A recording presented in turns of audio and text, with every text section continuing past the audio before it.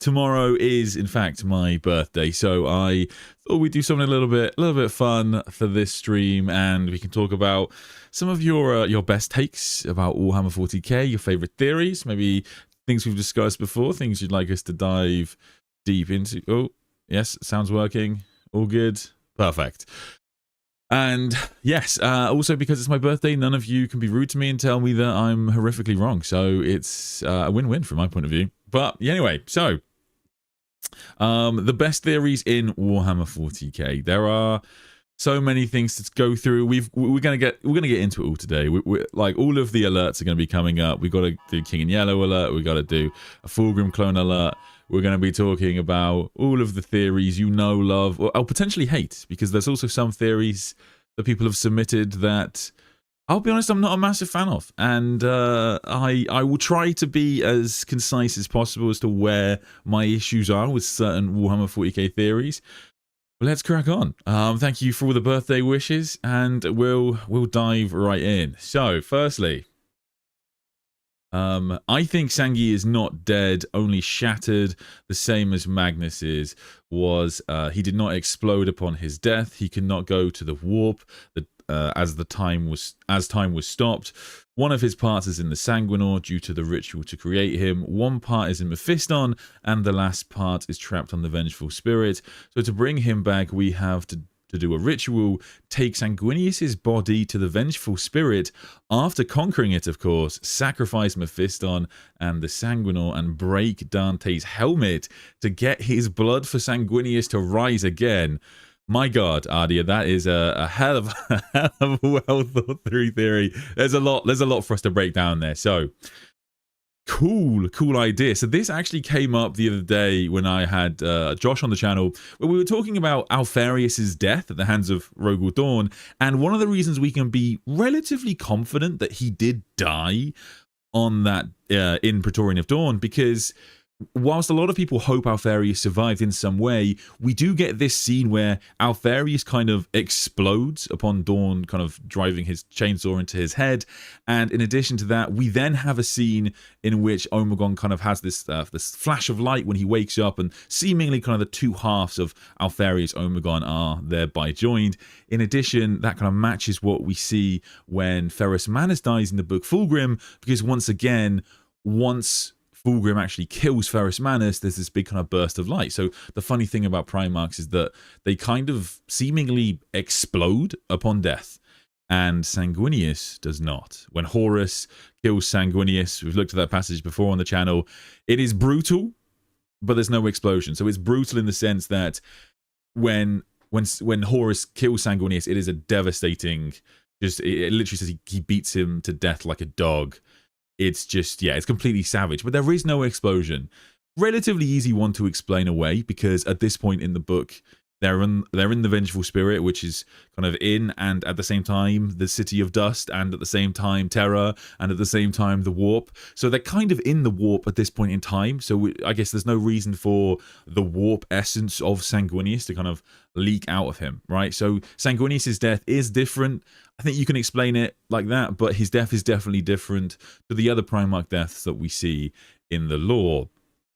As to the parts of Sanguinius' soul being shattered, I like that theory. That's a theory that I've talked about a lot. So I talked about it actually in the Litu video, because in the Litu story, when he's on the Vengeful Spirit and he's fighting alongside the Emperor against Horus, he very quickly realizes he can basically do nothing to help the Emperor at this point in time. The Emperor and Horus are pretty much gods at this point in the lore, and their combat is at a level that Litu is just a space marine. You know, he might be the space marine, but he is just a space marine, and he thinks that I can't really do anything. So he thinks, what shall I do? I got some time to kill here. So he runs over to Sanguinius' body and protects it from demons who are now coming out trying to grab bits of the Primarch to run off and nibble on, whatever demons do. And when Litu goes to Sanguinius' body, he does note that like something has happened to Sanguinius that isn't just death, it's something more than death. And we definitely know that he was killed by Horus, who is, as far as we know, the most powerful like physical being that we've ever seen in the setting. So I think it's relatively likely that Sanguinius didn't suffer just a normal death like Alfarius would have done, or like Ferrus Manus would have done. I think something more happened. And to tie into the splitting of his soul, that takes place in 40k, really, where we have a look at the story Darkness in the Blood, where in that you have Mephiston meeting this kind of like what looks like an avatar of Sanguinius, which is just like this angel of blood, and it says it's not Sanguinius, but then it says that the Sanguinor is this half of Sanguinius and the Black Angel is another half of Sanguinius. Mephiston takes in the Black Angel into himself, and the Black Angel is representative of like the Black Rage, whereas the Sanguinor is representative of like the noble aspects of Sanguinius. So every time the Blood Angels do something good, then the Sanguinor gets stronger, and every time they eat a bunch of people, the Black Rage gets stronger, or at least, well, every time they believe they're Sanguinius on the Vengeful Spirit and charging at Horus, blah blah blah. So yeah, that's basically the idea, is that Horus Lupercal didn't just kill Sanguinius, he literally shattered the man's soul, and that's mean that we've got these two distinct parts of Sanguinius' soul that persist in the warp. And in addition to that, we have a bunch of other stuff. So we have this kind of like other avatar of Sanguinius, this bloody angel that Mephiston talks to, which looks exactly like Sanguinius, according to Mephiston, but it says it's not Sanguinius. And in addition to that, what Ardy's talking to in the book Vengeful Spirit, in the book Talon of Horus, there is this reference to like this ghost of Sanguinius, supposedly on the Vengeful Spirit, that still kind of persists and haunts people. So kind of scary to be on there at times, but to be honest, it would be scary without the ghost, let's be real, because it's got a lot of Chaos Space Marines on it, to be honest. But anyway, so yeah, it's a pretty reasonable theory, I think. I kind of like this. In terms of the resurrection, I don't know, Sang. Yeah. So we need a ritual to create him. So you want to do it on the Vengeful Spirit. I mean, that doesn't seem to be happening anytime soon. So the reason I don't think you'll see Sanguinius back, right, till I don't even know if it would be in the end times, is because of Dante's Golden Warrior prophecy. So this comes up, it's mainly talks about in Devastation of Baal. If you've read Devastation of Baal, you'll know this, where Dante believes he is going to be this Golden Warrior at one point to save the Emperor of Mankind, a vision that Sanguinius had for the future. And of course, a lot of people thought that vision referred to Sanguinius himself, because they think he basically died to save the Emperor. But Dante thinks actually it's him, and he will be the person to save the Emperor. However, as you might imagine, it's quite a egotistical thing to believe about yourself, that you're going to be the person to save the Master of Mankind, so he doesn't really like to admit it. However, that does tell me that the writers pretty much want the end times Dante Blood Angel story to be about Dante, so I think it's unlikely Sanguinius would return, but certainly not impossible. As for, I appreciate the thought in this theory. I got to give you that. The use of Dante's helmet, very cool, which he only takes off in Devastation of Baal when he's kind of confronting everybody, and the use of the angel's blood, be pretty cool. So I think that's quite interesting. I think it's a fun theory. There's a lot I can get involved with there, but I don't know. I'm a Dante stan, so I feel like in the best way for Blood Angels fans, I don't need Sanguinius to return, because Dante is the Primarch equivalent member of that faction. So I think we're fine. Few super chats to go through already. Thank you so much, guys. Thank you for the birthday wishes. Ardia, thank you for the gift memberships. Please thank Ardia if you got one of them. That's incredibly kind. Merry Christmas, everyone. Happy birthday. My theory, hang on. Oh, you do. My theory, Vulcan is going to be the last Primarch found, and he will be taking care of the Star Child and both finding their humanity. Ooh, okay. The last Primarch found is interesting. I mean, Vulcan is, of everything we know about the Primarchs, which to clarify right now is, you know, so little. We know so little about so many of the Primarchs. Vulcan seems to be the most important one on paper from what the lore that we have, because in terms of what the Primarchs can really kind of bring, let me add in chat there, in terms of what the Primarchs can really bring to the setting when they return, Vulcan seems to be able to bring the most, right? Like, he is the last true artisan of the Emperor's loyal sons. He is the last true genius, and the Imperium has some really big issues that nobody outside of Belisarius School, nobody is able to fix right here, right now. So bringing back Vulcan is huge, because Vulcan, if anyone's gonna be able to fix the Golden Throne, it'll be Vulcan. If anyone's gonna be able to like create a device to revive dead Primarchs, gonna be Vulcan. If anyone's gonna be able to create a weapon that can destroy the Anathane with one blow, gonna be Vulcan. Vulcan is just so incredibly powerful that there's even this quote, it comes from Vulcan himself, but you know, he's a pretty smart dude, and he talks about the things that he creates. Any one of them, of these kind of artifacts of Vulcan, which he had to destroy most of them, any one of them could have changed the tide of the Horus heresy. And it definitely seems a bit grand as a prediction because one of them is basically just a fancy flamethrower.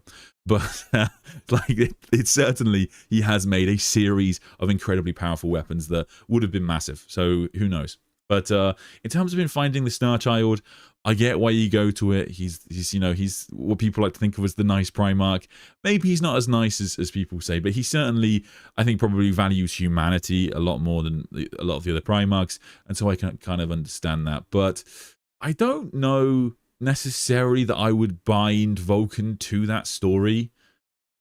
Like the problem that I have with it, I guess, is that Vulcan's disappearance is obviously heavily planned, because he decided to create this kind of like weird treasure hunt for his sons that they would go on, and only once they found all the artifacts of Vulcan will he actually return. So he already knows what he wants to do, what they must accomplish, what has to change for him to actually return to the galaxy.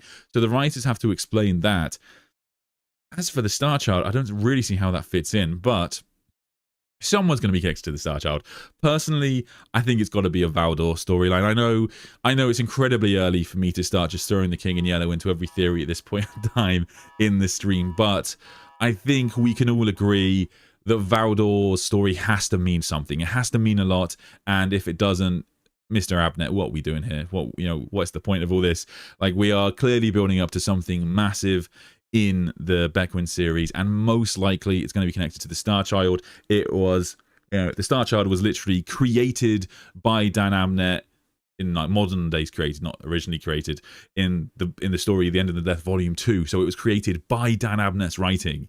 So he no doubt has done that for a purpose, and the writers know it's a big deal. I mean, Chris Wright literally has Valdor say nothing in in Ashes of the Imperium, because the writers are very much aware of the fact that we are all going to overanalyze everything Valdor says in the Scouring, because they're building up to something massive. But I think it's more likely to be a Valdor story. Personally, I think it's going to be a Valdor versus Lorgar. I do think Lorgar will come back as the antithesis to the Star Child at some point, but I think Valdor will be the one championing it, but I might be wrong. Maybe Dawn. Anyway. My theory is that Corvus Corax is already back. The Great Rift spat him out somewhere already. Interesting theory. So Corvus Corax is back. Certainly not impossible. I mean, he literally could be back and just no one can see him. He is the Primarch that can pretty much turn invisible, so it's not impossible that he has just like returned for a while. He's just in the throne room following Gilliman around. I think it makes sense, and so I don't necessarily think it would happen, but there's a lot you could do with it. But in terms of, does the lore suggest that he's back? Interestingly, we have like an opposite like suggestion in the novel Apocalypse, where we have this word bearer who's talking to a Raven Guard, and he says that like the rumors are your Gene Father still hunts throughout the warp, or the Eye of Terror. And so, like, this suggests that not only do they think he's still in there, but also they haven't seen him for a long time, 9,000 years or so. So it's like, as to what Corvus Corax has been doing, who knows? But the idea that he or one of the other Primarchs has already returned, like there was a theory for a long time, or still is, I guess, that like Rogol Dawn is in the throne room, or something to that effect, because he like saw himself as failing his duty to the Emperor. Like those kind of theories have long been in the setting, and we can't say no for sure, because I mean, who would know? And in terms of the Primarchs, kind of, you have this issue of, oh, that means the Primarchs have been back for a while, and like they've kind of stood back as like the High Lords of Terror fucked shit up, and everything kind of got worse for humanity. But the truth is, most of them kind of abandoned humanity when they needed them anyway. So, I mean, if you're going to have to explain that, you can explain the other quite easily. It's not really a problem. But in terms of the Great Rift being the reason for Corvus Corax's return, I can totally be on board with that one. That makes a lot of sense. I think certainly, I mean, the Lion's return, it might well be connected to the Great Rift. Perhaps the Emperor was empowered by the Great Rift, and that allowed the Emperor to awaken the Lion, or it allowed the Watchers in the Dark to use some sort of dark power to awaken the Lion. There's a lot of things you could do with it, but we'll see. Up next, Okay, some more super chats. Rabute's warp form is an Excel spreadsheet. Nice. And then, do you think the Grey Knights will return during the scouring? Interesting. I do think, yes, I do think they'll return during the scouring. I think that probably the most interesting aspect of the Grey Knights is going to be Epimetheus, and I'm not Epimetheus, sorry, Janus. But I mean, to be honest, all of those founding members, you know, the 8 founding members of the Grey Knights are all going to be probably really important and really big individual characters in the scouring at one point or another, because they're all just massive. Obviously, we know what happens to Epimetheus, but for example, Janus is notably missing from the Ahriman series, and it seemed like there's a point in that series where he would obviously come up, and he's just not mentioned. So the fact that we don't see him is definitely indicative of the writers knowing what they want to do with that character, and they're holding him back for a reason. So I think that finding the culmination of Janus's story will be a big one. I think that'll be huge for 40k.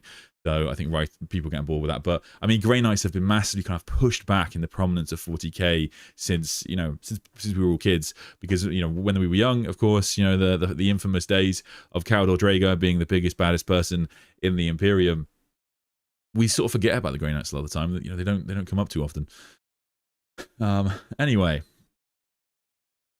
we're next one. When Dawn returns, he will join the Black Templars. Oh boy, oh boy. So yeah, I can, to be fair, I can get on board with it, right? I can kind of get on board with it because there is this. It's not so much about the Black Templars, weirdly, but like there's this part in the Dawn of Fire series where Rabute Gilliman is talking to Messinius, who's a member of the White Consuls Space Marine chapter, and the White Consuls are an Ultramarine successor who believe the Emperor is a god. So Gilliman asks him, like, "Hey, you know, what's up with that?" and he says an answer that's like, "Well, I mean, if you have a look at the evidence here." Sorry. Oh, you know, I need some water. By the Emperor. Anyway. He says, if we have a look at the evidence here, right? The Emperor kind of looks like a god, acts like a god. We just kind of treat him as a god. We're not kind of fanatic maniacs like the Black Templars, but all the evidence here does seem to suggest he's kind of a god, really. And I think that that is something that Dawn potentially could embrace, something to that effect. Because Dawn is definitely going to go through a lot in the scouring, right? We see him go through so much at the end of the Horus Heresy. We see him kind of start to believe in things like the tarot, that they actually mean something. And so all of a sudden, the idea that like perhaps Rogal Dawn could be open, perhaps Rogal Dawn could be open to the idea that his father is not just a man, but he might be something a little bit more. I can kind of get on board with that. I still think he'll most likely join the Imperial Fists because the Black Templars faction doesn't really need him. If I'm being a bit cynical, like the Imperial Fists are much smaller for Games Workshop as a faction right now. But if you bring in Dawn, all of a sudden there, and but whereas Black Templars have so much support from Games Workshop already. Theory: Titus will get a new mini in the new year. Oh, James, I mean, I think that and people will blow their lid off. I feel like the joke has gotten so big now, and Games Workshop have lent into it so much. I honestly wouldn't be too surprised, genuinely, to see like maybe as a joke, but like a real like model that is Marnius Calgar in Phobos armor, something like that, or like a new April Fool's thing, or something that could be pretty funny. But hey ho. Anyway. Next theory, back to the members Discord. Hey Christian, I'm not really a theory man, but I believe that a splinter faction within the AdMech has known about the inevitable collapse of the Golden Throne ever since Zagreus Kane tried to fix it back just after the Horus Heresy. These people then merged with the new underground part of the AdMech that still does not see the Emperor as their god. The faction has been biding its time, waiting for the fall of Terra, ready to install their new Kelborhan and take over Mars. Oh, I mean, interesting. So there's a lot to unpack. So on the one hand, so the idea that the Admech have known the Golden Throne is going to collapse is inevitable, I can get on board with that, or at least I think they can highly suspect it, because fundamentally, as we're seeing in Chris Wright's 40k and 30k novels, the Admech just realize they're just outmatched. They just don't understand this technology. It's Xenos technology. The Emperor himself barely understood it, and so they just can't fix it. So the idea that a bunch of them assumed it was going to fail at some point makes a lot of sense. As for the rest of it, interesting. I mean, I'm hesitant to believe this is the direction they would go, because I like the idea. I like the current storyline. I quite like this idea that there has. Like the amazing thing about this kind of idea of a Martian civil war is what the recent lore has told us is that the Martian civil war in 40k kind of already came and went, and we the readers just didn't get to experience it. There's this like mention of this succession crisis that unfolded after the fabricated general of Mars, and the winning parties are now in power, and this new fabricated general, who I'm going to call Alex because I can't remember her whole name, but Alex is now the new fabricated general, and she is seemingly trying to gather as many resources as possible because she's won Mars, but now she wants to win the rest of the Imperium. So whether that would take her into conflict with the Dark Mechanicum, I don't know. But in terms of, because you're saying it's still Kelbor How is Dark Mechanicum. You're saying, oh god, my throat. So you're saying that there are Adeptus Mechanicus who are secretly aligned to the Dark Mechanicum. Is that where you're going? Interesting. Well, I guess we'll see. Anyway, next theory. I theorize that Abaddon is part of the Emperor's far-reaching plans. The Golden Stranger could be the Emperor animating the corpse of Ra and Endymion to guide Abaddon to the center of the maze, to the sword fated to end an empire. I think the Emperor he needs to die at exactly the right moment. Drachnien posed a threat. If left to its own devices, it could have potentially ended him sooner than he wants, or perhaps never at all. Perhaps the despoiler of worlds and the end of empires are only fated to slay the Emperor for as long as they are gathered together. In Abaddon, Drachnien can be sure to one day reach the Emperor. In Drachnien, Abaddon has the means by which to slay him. In the grim darkness of the far future, the Imperium may die, and maybe the Emperor has seen this. Maybe he knows that for humanity to survive the coming calamity, the Imperium must live. Interesting. So,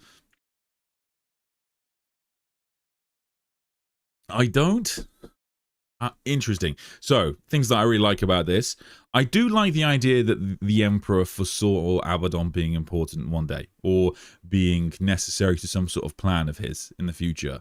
And the reason I say that, like, one of my favorite little details is in the story, Wolf of Ash and Fire, the Emperor does kind of save Abaddon directly, which is pretty cool. And certainly, Abaddon is one of the greatest warriors within the Great Crusade, so the Emperor would have been able to analyze him and kind of know him well. So I think that makes sense. And furthermore, we can be pretty confident that the Emperor of Mankind foresaw a lot of the futures and definitely knew it was a possibility that one day he would be put onto the Golden Throne, and perhaps Abaddon was part of those visions. So I can definitely see the Emperor having foreseen Abaddon becoming the despoiler one day, and Abaddon's kind of unique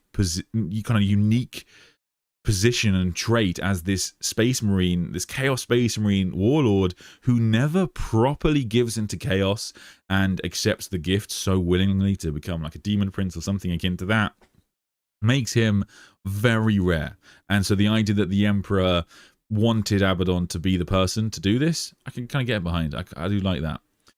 As to what he'll do with Ra and Endymion, we'll see. I mean, Abaddon will look into the Astronomicon, and after the Horus Heresy, and his eyes will go gold, and seemingly he'll become kind of enlightened. So perhaps that was a connection with the Emperor. But as to whether it will be as direct as Ra and Endymion helping Abaddon, who knows? I think, yeah, I like everyone. I can't wait for that third Black Legion book.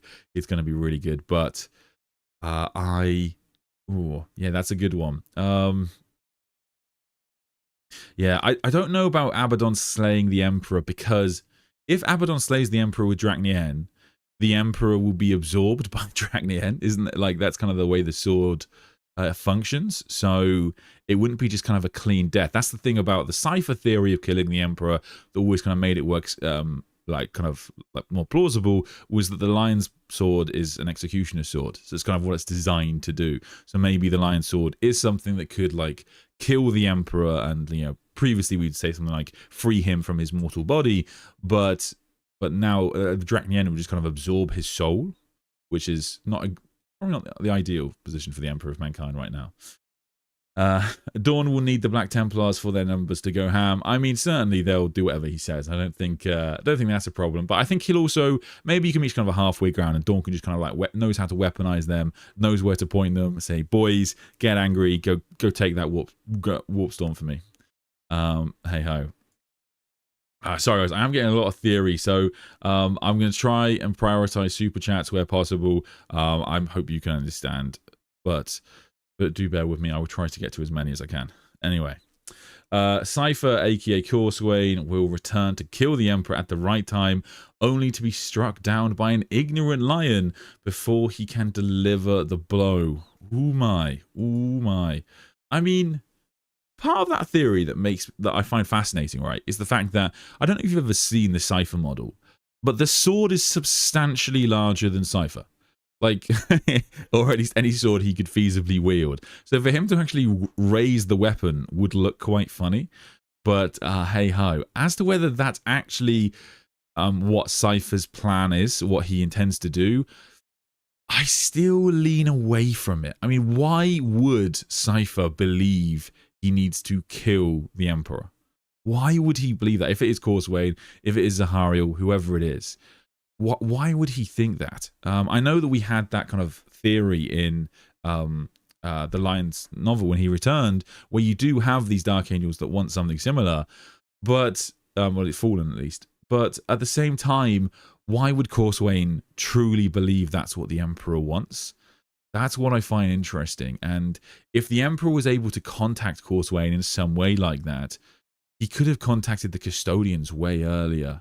Do you know what I mean? To help them understand that Corswain has to do this. Why couldn't he have contacted the Custodians to let them know? Like, there's a lot of ways this could have been treated differently.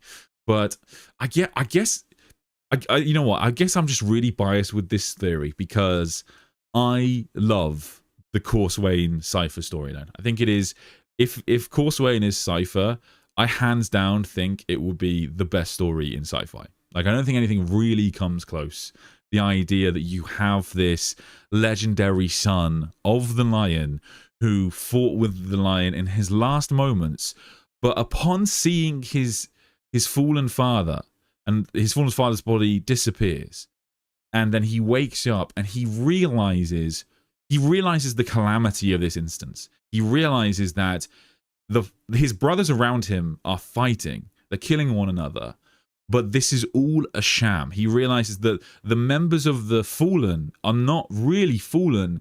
He realizes that they're actually these just betrayed Dark Angels who were tricked into fighting against their brothers.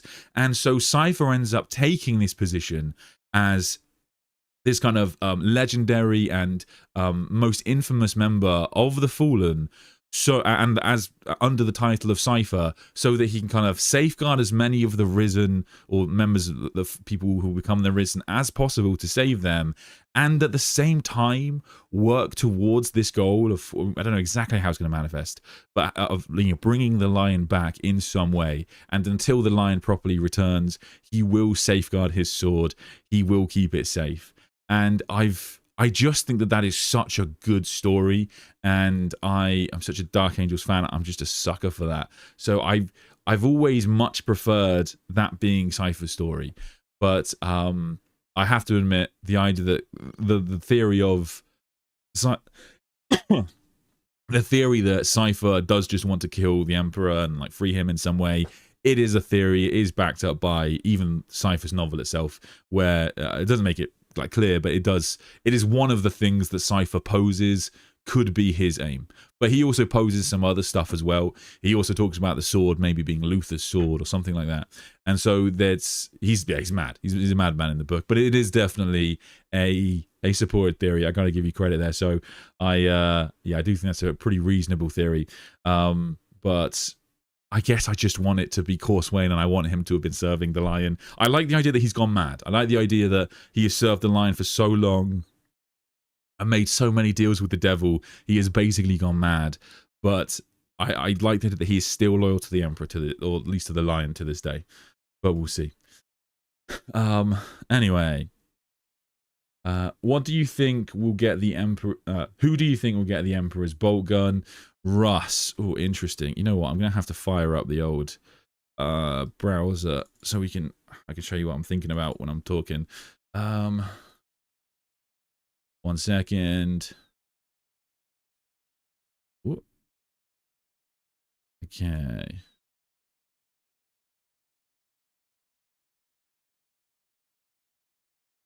There we go. All right. So. Okay, so in terms of the Emperor's bolt gun, hey, that's my video. Yo, that's crazy. So yes, in terms of the Emperor versus Horus and in terms of the Primarchs getting weapons of the Emperor, I know when the Lion returned, the designers said that all of the Primarchs were going to get a weapon from the Emperor's kind of armory, and so that could be anything. And there is artwork. There's actually old artwork. I don't know if it's on here somewhere. Yeah, but there is this older artwork of the Emperor wielding a bolt gun, and so it definitely could be a bolt gun. Oh, it's not that, but it's that kind of era. It's not on here. Yes, so the Emperor definitely did have a bolt gun at one point, and so one of the Primarchs could get it, but in my head, and I have no real reason to think this, but in my head, when the designers said that they wanted all of the Primarchs to return and get some weapon or some piece of gear from the Emperor's armor, I think they meant something from this image. This image right here on the right, where you've got the Emperor standing in his kind of infamous golden armor, and of course the Guilliman got the Lion's sword, the Lion got the tilt shield, but there's a bunch of other stuff here. I did a whole stream actually on it, which I think I uploaded a video afterwards, where I went through what I think everyone's going to get, and we had a discussion about that. But there's some cool things. So it definitely could be the bolter, but personally, I'm holding out for all of them getting something from this image. Like, you've got the Emperor's crown, you've got this little eagle, you've got his cloak, you've got his claw, you've got there's a bit of canon conflict, because of course in the old canon, like, his armor was kind of broken up, scattered about, and the Dark Angel's got like the right glove and all this kind of random stuff. So there's a bit of canon conflict there, but they can overrule that. And then there's still a bunch of things left to do. So I think there's enough to go around just from this image, but it definitely could be the bolt gun. There's nothing really saying it couldn't. I guess just in my head, it's going to be the case that all of the Primarch's gear, once you put it all together, it'll make this armor set as for the Emperor. But that is just my personal theory, I guess. But yeah, it would be cool. I mean, someone getting the Emperor's bolt gun is definitely a good way to go, and it makes a lot of sense. I mean, the Lion's gun, when the Lion returned, was also very funny. Like, in the Lion of Johnson, Son of the Forest, he's got this new gun because, I mean, it basically implies that 10,000 years earlier, the Emperor left this gun, this abnormally large gun that nobody on the planet could wield, because he's had a vision, I guess, that one day the Lion would swing by this planet and he'd need a gun, and so that he would just use that gun, and now that's the Lion's gun, and the Emperor just foresaw everything. So that is definitely credence to the idea that the Emperor kind of knew and planned for everything in the future, but hey-ho, is what it is. I'm missing one. No, okay. All right, where were we? Silly theory. Oh no, that will get me in trouble. All right. I have a theory that the Emperor cannot leave the Golden Throne or truly be made whole again, as he was as he was before, because of the faith of the Imperial cult. If humanity's innate connection to the warp can shape the galaxy through the power of their collected faith, which is made manifest through the warp, then wouldn't the doctrine of the cult become real eventually? The Imperial cult teaches its followers that the Emperor is no longer alive, but ascended to godhood after saving humanity and the Empire from the archenemy. Oh, I'm dying here. I don't know why. Okay. Theories also point that it is the faith.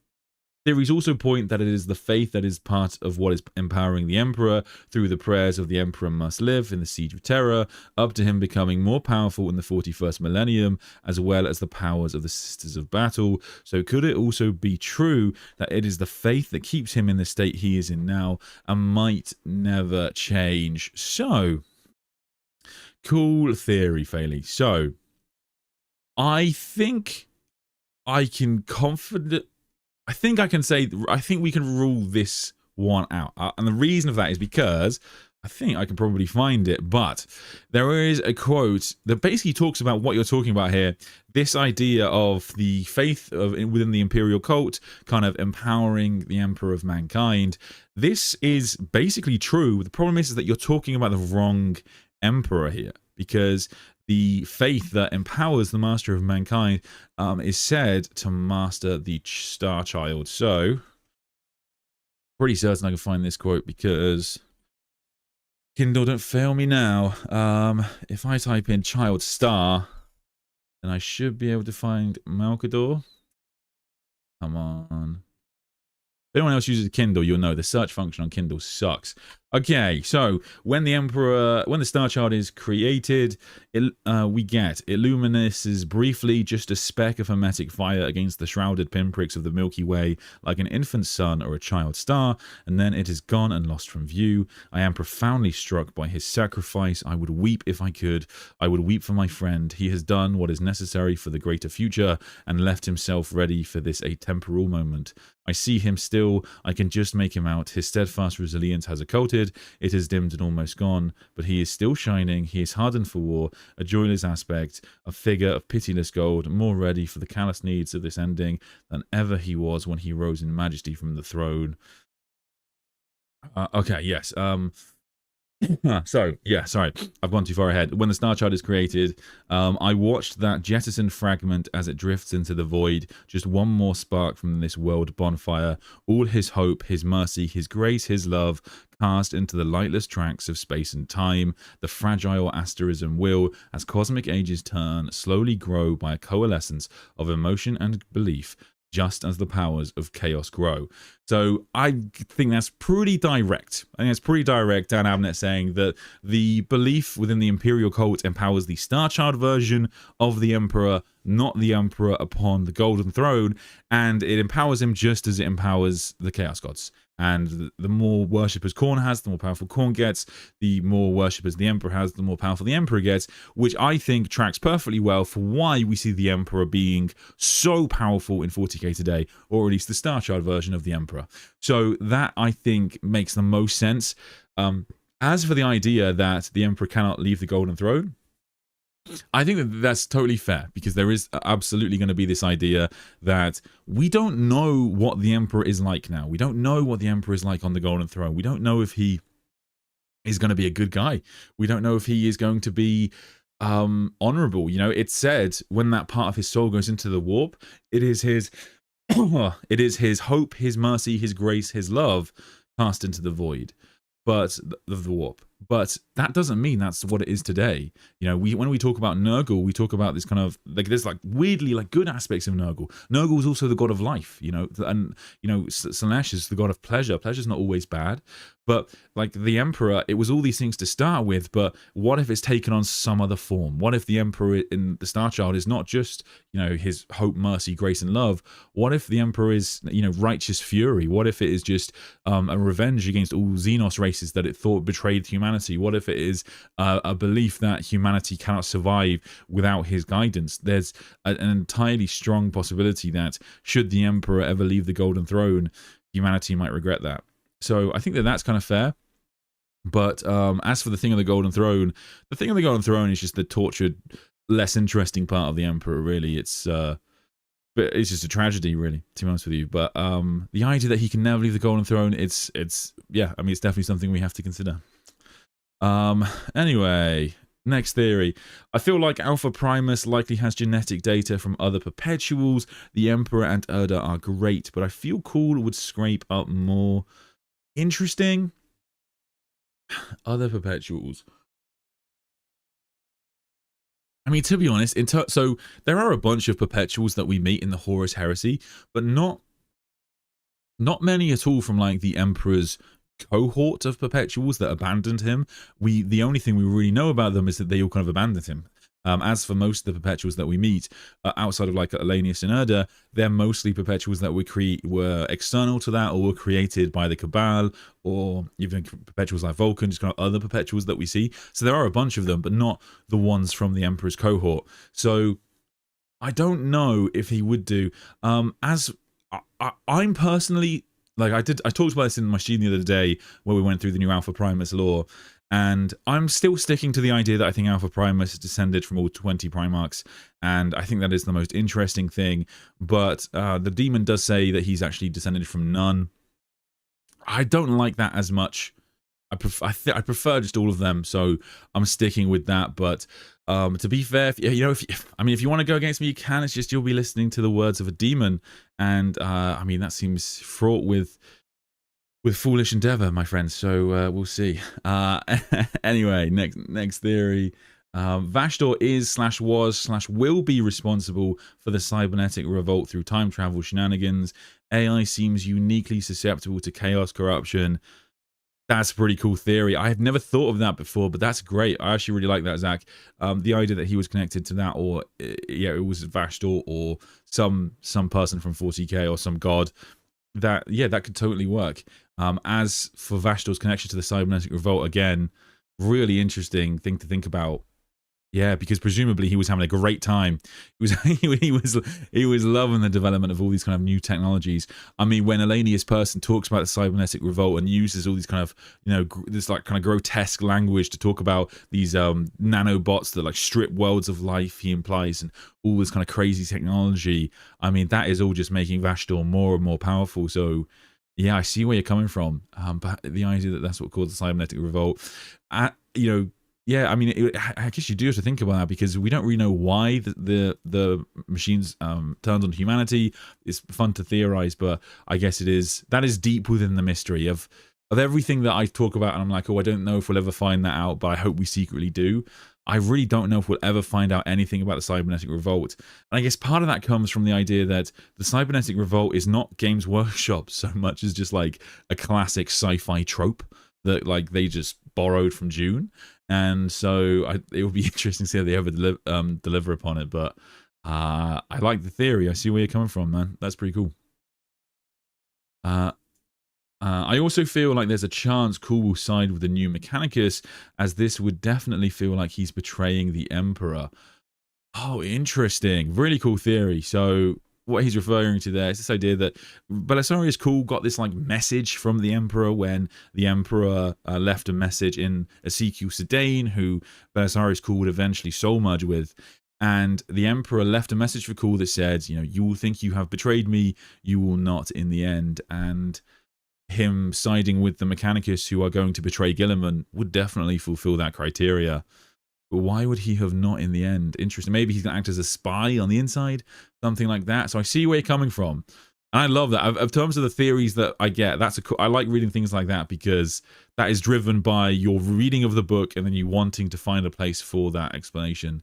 Yeah. Yeah, because like the obvious example would just be like the Primaris Marines were an example of him like betraying the Emperor because he treated his work as non-sacred. But I'm not entirely sure that works in the long run, because of course the Black Carapace was developed by Ezekiel Sedane, so it's not just the Emperor, and Cool would know this, so it's not really a betrayal from his point of view.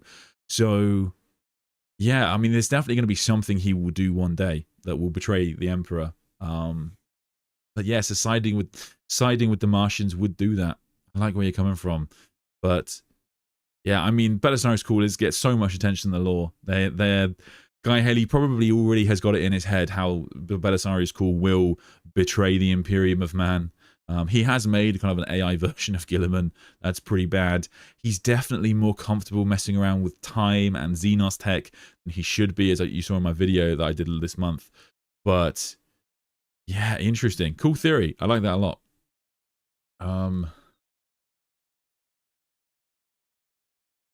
The Necrons want to be organic again. The Tyranids have a lot of biomass. The Necrons will wipe out the Nids and get that mass to become flesh again. Interesting. So I guess... Interesting. I see where you're coming from. And there's definitely a obvious parallel there. And maybe that's deliberate by the writers. I never really thought about it in that respect. But I definitely see where you're coming from. However, I guess the problem with the Necrons wanting to, you know, become organic again, develop flesh and body souls, flesh and body bodies, flesh and blood bodies, is that they want souls. That's the big problem that they have, is that their souls were kind of burned up in the biotransference process. So how would they get their souls back through this method? That's the problem. If you're ever going to, like, maybe it is in theory possible for the Necrons to get their soul back, but you would need to go back in time, and you would need to, like, steal the souls from that moment.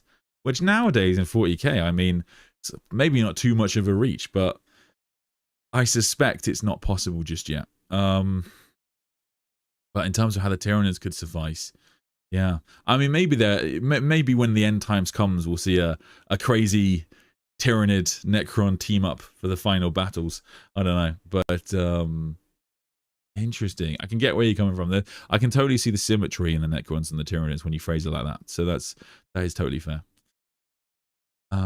The Emperor's message to Cypher, spoken by the Custodian, not yet, was sent by the Starchild, not Big E. I believe he wants off the Golden Throne as soon as possible. He and the Starchild are at odds. Interesting.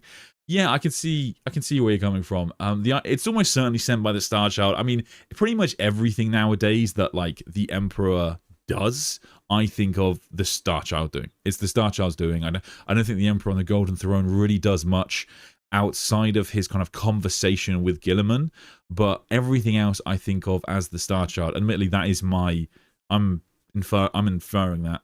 Yes, I'm inferring that, and that's the right use of the word inferring, and that's what I think's happening. But to be entirely fair, it could be the Emperor on the Golden Throne. But potentially, it's just I think it makes more sense if it's the Starchild. As for whether he wants off the Golden Throne or the Starchild being at odds, I mean, I love this idea that the Starchild and the Emperor are at odds. I definitely think at the very least a bit of that has to happen, because if the Starchild story does continue and the Starchild is kind of like born, as we talk about, which I think it will be someday, there has to be an obvious question of why doesn't that person immediately go to Terra and combine their soul, or at least work to have their soul combined with the Emperor on the Golden Throne? And maybe you can explain that through various different means, like the Custodians won't let them or something, or they don't have the technology. But I think the easiest way is to say that the Starchild doesn't want to be combined with the Emperor, and it's not something that they think they should have to do. So the idea that the Emperor and on the Golden Throne and the Starchild version of the Emperor are at odds, I really like that. I think that would be very cool. Just as we see with Alfarius and Omegon, when their souls split, we do have this story, was the Serpent something, where Alfarius and Omegon are at odds at various points. That was pretty cool. So just because you have one soul doesn't mean you're necessarily always on the same page. Vol, thank you so much, man. Incredibly generous. I'm of the opinion that Corax has met up with Lieb and Russ in the warp. You mentioned a while ago that it's implied Magnus has Russ imprisoned, and that's around the Lorgar Corax story in the timeline. Corax prison break where he rescues Russ, ? Cool. Yeah, so I did mention that. That's in Battle of the Fang, which, yeah, you're right. It is around the same time. So, yeah, fair enough. Fair enough. I mean, that definitely works. That timeline totally works there. In terms of Corax and Russ, they have teamed up before, so we don't really see it in the Heresy books. Actually, that's not true. We see it in Corax a little bit. We see it in Corax a little bit where they do meet up. But it's weirdly, like, this is the weird thing about Warhammer 40k lore. Like, Quipster, who I've found the channel many times, he's working on something at the moment where he's talking about, like, all of the Horus Heresy lore in its various places. And I was like, oh, by the way, you're going to have to, like, buy this random white dwarf because it's got Heresy on it. Anyway, so when Corax Russ and the Lion meet up during like the Siege of Terra days. I think in the story they destroy Barbarous together, and yeah, they all just kind of team up. So Corax and Russ definitely are buddies and definitely are close. So I think that makes a lot of sense. Lehman Russ's old law was that he will be searching for the Tree of Life, and if that is a thing, it's almost certainly something that is going to be in the warp, or at least heavily connected to the warp. So Corax is going to be the man to go to for that, because he has seemingly the greatest understanding out of the Loyalist Primarchs of what the warp is and how it works. So I am totally on board with that theory. Makes a lot of sense. And I think having a couple of the Primarchs working together is fine. I think it's just fine.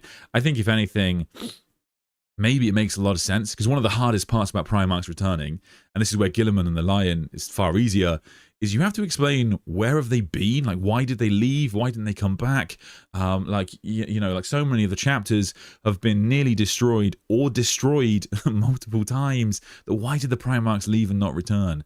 And having two Primarchs working together means you have to come up with less reasons for why they left. And so Corax and Russ is a pretty reasonable team up. I mean, modern 40k would suggest like a Corax Khan team up, but we don't see much of them in the Heresy or anything. So the Corax Russ is more of a team up, I guess, in the Heresy. So I think you're onto something there. But very, very interesting. I can get that theory. But Corax prison break story sounds cool. Yeah, I think that. Yeah, I mean, to be fair, they could do a good prison break. I mean, that's where the Cypher Lord of the Fallen was very, very good. Like, just such a good book. If you're not a Dark Angels fan, but you're like, I don't really, maybe I'll dip into them, would totally recommend that book. I mean, it's not like a Dark Angels fan service or anything like that. It's just a lot of fun as books go. But yeah, Corax prison break sounds. I'd be on board with that one. Anyway, next theory. Let's go to the members. I believe Lady Malice is about to become one of the most important characters in the setting. Something Eldari Civil War for the fate of the heart of the Warp God. Total Thousand Suns invasion of Commorragh. Ahriman takes his revenge on Ivrain and the Custodians / White Scars. Tom Clancy splinter selling Astrubial Veg's palace to retrieve Jagatai Khan from the Dark Throne. My God. I also believe that there will be a 14th Black Crusade to take Imperium Nihilus for good. During this, I think we're going to discover that the Lion truly has forgiven Luther, who shows up at the head of a massive fallen war host last minute, and it's going to inspire the Interrogator Chaplains to band together and do something incredibly stupid. My God, that's a lot to break down. All right. Let's start at the beginning. So, in terms of Lady Malice becoming a much bigger character, so she's the new Death Guard lady, isn't she? She just got a new model. Yes, hang on. Yes, cool. So she just got a model in the setting, actually, in the game, actually, which is pretty cool, because we get so many Eldar, or for us, we get so few Xenos models. So it's just nice to have her. In terms of her becoming a lot more important, I'd be well up for that.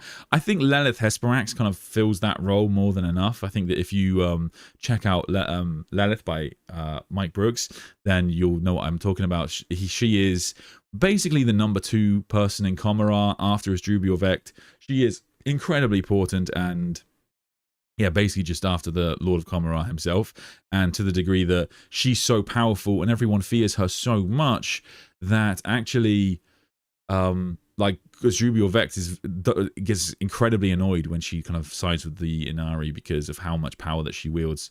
So yeah, I don't know whether we need her, but I'd be all for her becoming far more important. Because I don't know a lot about her, but I'd be all for that.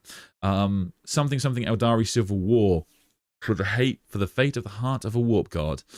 Interesting. I'd love to see another Eldar God come back, something like that. Not impossible. Like, I did a stream the other day with the Pancreas No Work, and we were talking about how, like, Age of Sigmar lore has gods and Eldar kind of being eaten and then coming back, and so maybe it's possible that you could have an Eldar God return in some way, burst out of Slaanesh, cut out of Slaanesh. So that I'd be all for that. In terms of a Thousand Suns invasion of Commorragh, interesting thing about that, Kenobi, is that the Black Legion are supposed to invade Commorragh. we do know that is set to happen at some point, and it is referenced, of course, but we've never actually seen it, and that must be a hell of an event to happen. So I would love to see a book based around the Black Legion invading Comora, but Araman's obsession with Ivrain would definitely drive him towards that, but they're not really based in Comora so much. They go all over the shop, really. And nowadays, Asdrubal Vex is not a big fan of them. But White Scar's breaking into free Jagatai Khan from the Dark Throne. Boy, oh boy. So interesting. I get where you're coming from. Of course, if the Thousand Sons if the Drukhari don't have the Emperor, and the Drukhari don't have souls, or big enough souls to power the Dark Throne themselves, they need something to do, and given that Jagatai Khan disappeared into the Webway, he's a relatively good candidate for a powerful psychic being to power this Dark Throne. But does the timeline work? Because when Jagatai Khan disappeared, it was about 80 years after the heresy, and when the Dark Throne was made, it was 10,000 years after the heresy. So I guess the timeline is the toughest thing to work out there, but maybe you could do some time travel shenanigans in that respect. But I mean, personally, I'm holding out for Jagatai Khan with the Harlequins. I think that would be really badass. But him being captured by the Drukhari, it pains me to admit, but it is definitely a possibility. And one day we'll find the story of Jagatai Khan being turned into various pieces of furniture around Asdrubal Veg's house. But I hope not. As for conquering Imperium Nihilus, definitely could happen. And it's totally like, I guess the things happened in principle. Like in principle, Imperium Nihilus has been carved up and cut, and various parts of it belong to Chaos Warbands. But I don't know if Abaddon's going to really care for it. Really care for Imperium Nihilus, because he understands the war and he understands that Terra is what's most important here. So does Imperium Nihilus being like dominated by the Black Legion help him win Terra? I'm not so sure. But yeah, I guess in principle it's conquered, or at least various parts of it are. As for the Lion forgiving Luther, I think that's fair. I mean, Luther does, I think, the Lion does directly address Luther in his return, where he says he is definitely going to kill Luther. The Luther will definitely die at some point, but the idea that he leads a massive fallen war host in a last gambit to save the Dark Angels, I think I can get on board with. And the Interrogator Chaplains banding together, again, you could have something like that. The Lion has a tenuous relationship with his chaplains historically, so the idea that there's some sort of problem there definitely makes sense. And we've had two short stories now, very, very short stories, of Interrogator Chaplains being quite quizzical about the Lion's return and not certain about what they're doing anymore. Having a bit of a crisis in terms of how they present themselves and who they serve. So yeah, there could definitely be some sort of conflict there, but I guess I'm too in love with the idea of the Dark Angels being a unified force now, so I fear that will happen, but it's definitely a possibility, I have to admit. So, the Star Child is the true Yellow King. Constantine merely found him and protects him. He does want the Imperium to be overthrown. It is a broken system. Fair. So, okay, two ways to take this, Mr. Boaz. So, in terms of someone else being the King in Yellow and Constantine being under, there's one part of that I do actually quite like, and that's because in the novel there's this big reference, or multiple references, to this idea of the Eight, and the Eight are these very senior generals within the Palace of Thormaisin who work under the Yellow King, and we never see them. We don't know who they are. We don't know what they are, but they could be like custodians or something like that.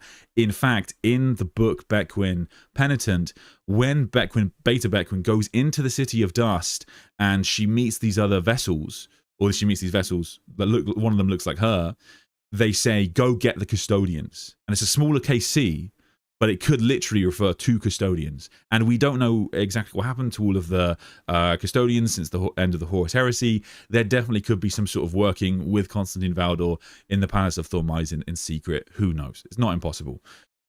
So that's definitely a thing. So maybe Valdor is just one of the 8 who works with him. So I can get on board with that. But my heart tells me that when I pull up Beta Betquin in Kindle, if I can find it, where is it? Yes, okay. The words Constantine Valdor are the last words in the book. They are the last words in the book. And I just believe with my whole heart that Dan Abnett is too good of a writer to truly believe that he would end the penultimate book with the words Constantine Valdor, and then in the next book go, lol, not really. He's actually not the King in Yellow. It's actually this guy. I just don't believe Dan Abnett would do that. He's a really good writer. And I think it would just undercut the tone of so many of his books going forward. Like, you wouldn't take him as seriously the next time you read one of his novels, would you? If you know that, like, if he actually does that, the next time Dan Abnett book comes out and he has a big reveal, you'd go, oh, but like, you know, does he actually care? Like, you know, will he just retcon that in the next book? And that's why I think you have to be very careful with doing that kind of thing at the end of the novels, because readers kind of, we put a lot of love into these stories when we read them, and I just don't think he would do this. So I will forever believe Constantine Valdor is the King in Yellow, and I just think it won't change. But I definitely think that the 8 is one of the, like, it's one of the many things about Dan Abnett's story there that is like just kind of thrown in. It's definitely implied to be really important, but we don't know why. We don't know what it's going to build up to. We'll see. Tzeentch almost won the great game at the end of the Age of Technology, but shattered himself. He might want to take over two of the eight chaos aspects: Formless Distortion and Infernal Tempest. Very cool, very cool. So I talked about this a bit actually when I did my stream on the 8 Chaos Gods, and yes, I made a very similar point, which is that Formless Distortion is the one that's sort of the weirdest of the bunch.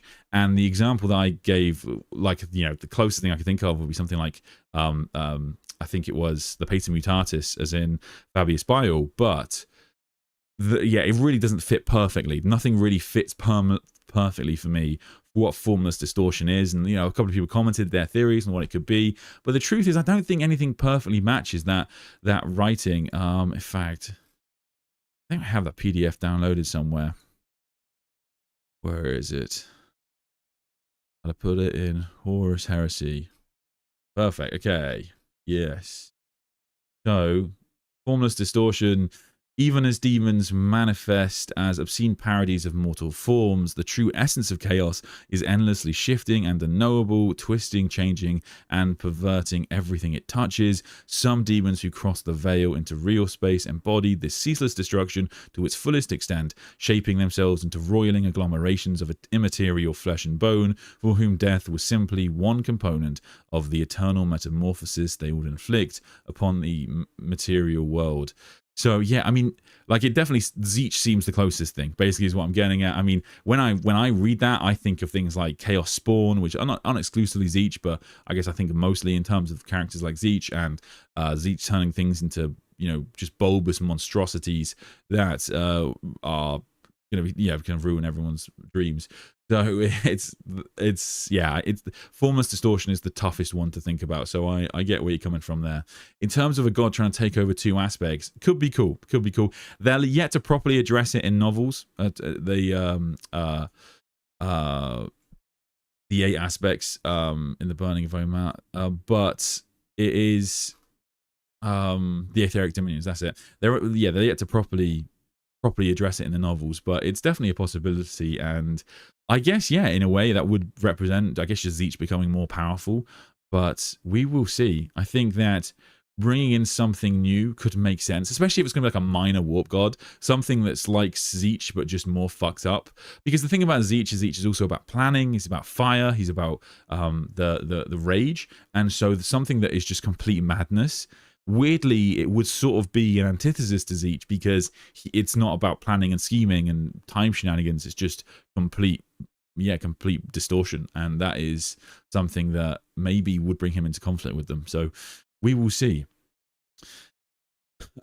Anyway, let's do another one. So I had a theory that GW created the Inari storyline intending to actually replace Slaanesh with Iliad, and that they wanted to make this switch because Slaanesh's vices are politically charged, that modeling those vices on miniatures would create a PR disaster, drugs, neurological conditions, etc. But GW chickened out and dumped the storyline and instead created a new line of Emperor's Children. They chickened out and just went with the Emperor's Children. I don't know. I don't think they would have ever planned that. I mean, I guess the reason I don't think that is because from what I know of AOS at the time, they were already having big Slaanesh storylines. And the Slaanesh AOS models are pretty old at this point. They're already leaning into that kind of direction, so I wouldn't worry about that too much. But I definitely think that they had a bit of a... I mean, to be fair, I think this is what I was talking about with Colin and Pancreas, is that, like, I don't know if they really did have a U-turn with Iliad, really, because the problem is that it was just always going to be a dead end. They were always going to introduce the Inari storyline, and if that third book had been written, like, the loss of that third book is in a weird way not a loss for us as readers, because we all kind of... The reason it got cancelled is because no one was interested, because we were all thinking the same thing, which is that this book is going to lead to nothing. It's going to lead to the Inari convinced that they can bring Iliad to fruition if they get the 5th Crone Sword. And that was already the case. So it was just, there would have been a big battle. There would have been, maybe like an Evrain Fulgrim fight or something like that. I don't know, something big they would have brought up to. The Incarn would have been summoned again to win the day, and it just wouldn't have been very interesting. So I think that in a weird way, the lack of a U-turn is more surprising than the U-turn, because it's just, we all sort of came to the conclusion that this was pointless. That's, sorry to admit that, Eldar fans. Theory. The Necrozar Amenitar being introduced as the origin of the Flayer virus, but will never see Ultix as the Flayer King or anything like that. So, well, I guess... I mean, we have seen Ultix as the Flayer King, is the thing. As for whether we will see him like the model range, which I guess is what you're talking about, I think there's a relatively good... likely that we will do, because if you have a look at like the old Eldar codexes, the concept of a Flayer King has been around for a long time. Like it's been around for years, and so it's not a problem for like from a lore point of view. If anything, this is a great example for me of one of those ways in which the writers have introduced a new storyline, in this case Ultix in Twice Dead King, where, sorry, this is the spoiler for the entire series. Please skip ahead if you don't want that spoiler. It's a very good series. At the end of Twice Dead King, Ultix becomes the Flayer King, and he, like, that creates the cycle that he will always become. And like, I think that that's fine, because if anything, it's just an expansion on the existing Flayer King lore, and so I don't think that's a problem. As to Amenitar, the new Destroyer Lord, I guess you call him. What do you call him? What's his title? Hang on, I've just put up the Warhammer community article, which I think is basically all we've got on him right now. Is he called? What's he called? The Genesis of the Destroyer Curse? Has he got a title? No. Okay, well, anyway. First Destroyer guy, Necrozor Amenitar, he is... oh, okay, yeah, I don't think his introduction to the setting precludes the introduction of a Flayer King model, because they're very different aspects, I guess, of Necron lore. And, of course, it all comes back to the kind of, I guess, the Catan and the War in Heaven, but I think that Necron fans like Destroyer cults and they like flayed ones for very different reasons, and I think you can have them both. I think that the Necrons have done pretty well for Games Workshop, and their range is now gorgeous. I was playing my friend Alex yesterday. Actually, because it's my birthday, I played a shit ton of Warhammer yesterday. And the new Necron models, I was just looking at them, and they are just so good. It's just one of the best ranges. So I think that a Flayer King model is definitely on the horizon. The main problem with that, I guess, is that the flayed ones currently, I mean, you literally just have the one box. Flayed ones are very expensive. How much do flayed ones even cost? in the UK, because you buy them in boxes of 5, don't you? And you can run them in squads of up to 20, I think, to be fair. Yeah, so flayed ones are £35.50 a box. So the truth, for 5 of them, they're pretty small. Like they're typically used as like a scout unit. So I don't think many people really have armies of flayed ones right now. So a Flayer King model isn't going to have a massive amount of support, whereas most Necron fans, I feel like, have a decent amount of destroyer models. So that's why, I mean, if you have any destroyer models at all, you're going to be at least interested in the big man here, because I mean, his lore is pretty cool, but also it's just a great model, and I think that everyone wanted to run destroyer cults when they announced the new Necron ranges, and then they just didn't introduce destroyer cults as a thing. Whereas flayed ones, you're talking about, you've got these 5 guys, and so you could have Ultix as a character to attach to them, which would, I mean, it works. It would work in 140k, I guess. It's just, it feels a bit. If they had more flayed one type models, like maybe they had some flayed destroyers or flayed pariahs or flayed immortals or something weird, I think then a Ultix model would make more sense. But yeah, we'll see. We're still waiting on Trazen, I will say. We're still waiting on the Trazen model, so stay tuned for that one, Necron fans. But I hope you're wrong, brother. I'd love to see an Ultix model, to be honest with you. But yeah, we'll see. Anyway, where were we? I think the Golden Throne doesn't need the Emperor. You've been listening to the Drukhari. In the Horus Heresy, when the Emperor needed to get off the throne, a bunch of Psykers would be sacrificed. Now it's all the same. They should pluck him and let that man die in peace. So, great question. So, in terms of, could you take the Emperor off the throne and just sacrifice a shit ton of Psykers constantly to keep the Golden Throne running? I think in theory that does work. I have no reason to believe that that wouldn't work, just like he did in Master of Mankind.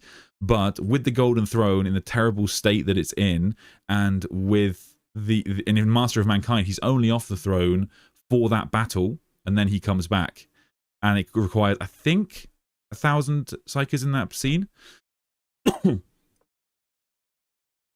So I think in theory you're definitely right, Jabba. You could remove the Emperor from the Golden Throne.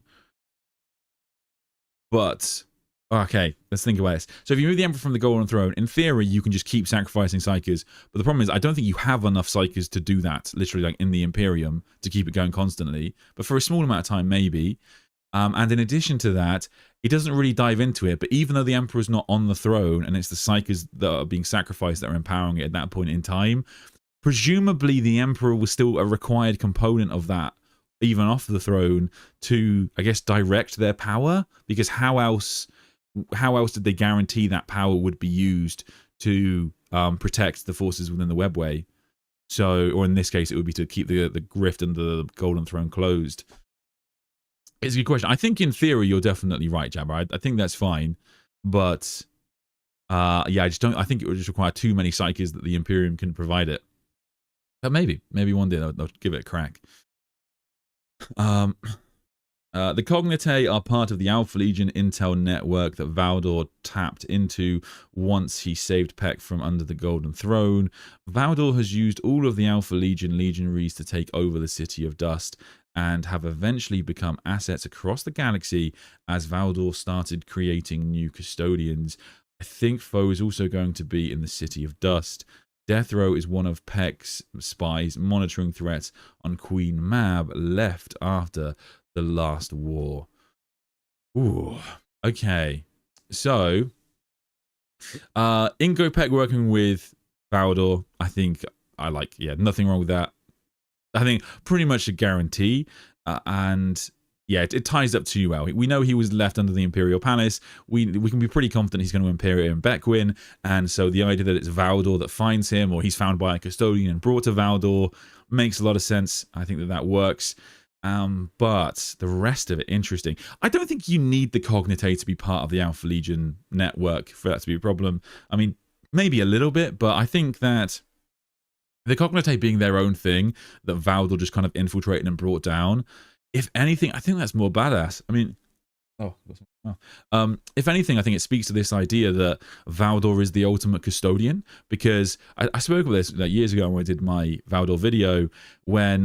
When we talk about Valdor in terms of being the king in yellow, you might think, oh, does that fit? Does it fit well? But the truth is that the custodians are often based around spies and deception. And when they become the eyes of the emperor, you know, when they're custodians, they do things like conduct the blood games. But when they leave and become the eyes of the emperor, they create these massive informant networks. And so just as normal custodians do that, Valdor is the ultimate custodian. He's going to be the ultimate eye of the emperor, and so his ability to infiltrate the Cognite, I think, works really well, and I think it actually plays, in my mind, to how much of a badass Valdor is in 40k, that he managed to bring this down. That's just kind of incredible to me. But in terms of Basilio Foe, we will see. I mean, officially, Basilio Foe will die, I think, 3,000 years? 2,000 years or so after the end of the Horus Heresy, but he's already escaped death once, so it's totally possible. As for what he's working on, who knows? I mean, I spoke about this with Christian the other week, where we were talking about Ashes of the Imperium, and he is already plotting to, I mean, he's already becoming obsessed with chaos, and that is, I mean, that's the one ingredient of Basilio Foe that would have made him a more evil character. So he's being set up to be like the ultimate evil character in 40k, I think, pretty much. I mean, I think of the way he's going, he's going to give Erebus a run for his money on how evil he is, because he's just all bad. I mean, it's kind of glorious, really. It's a wonderful thing to read. Anyway, I just wanted to expand and clarify my theory.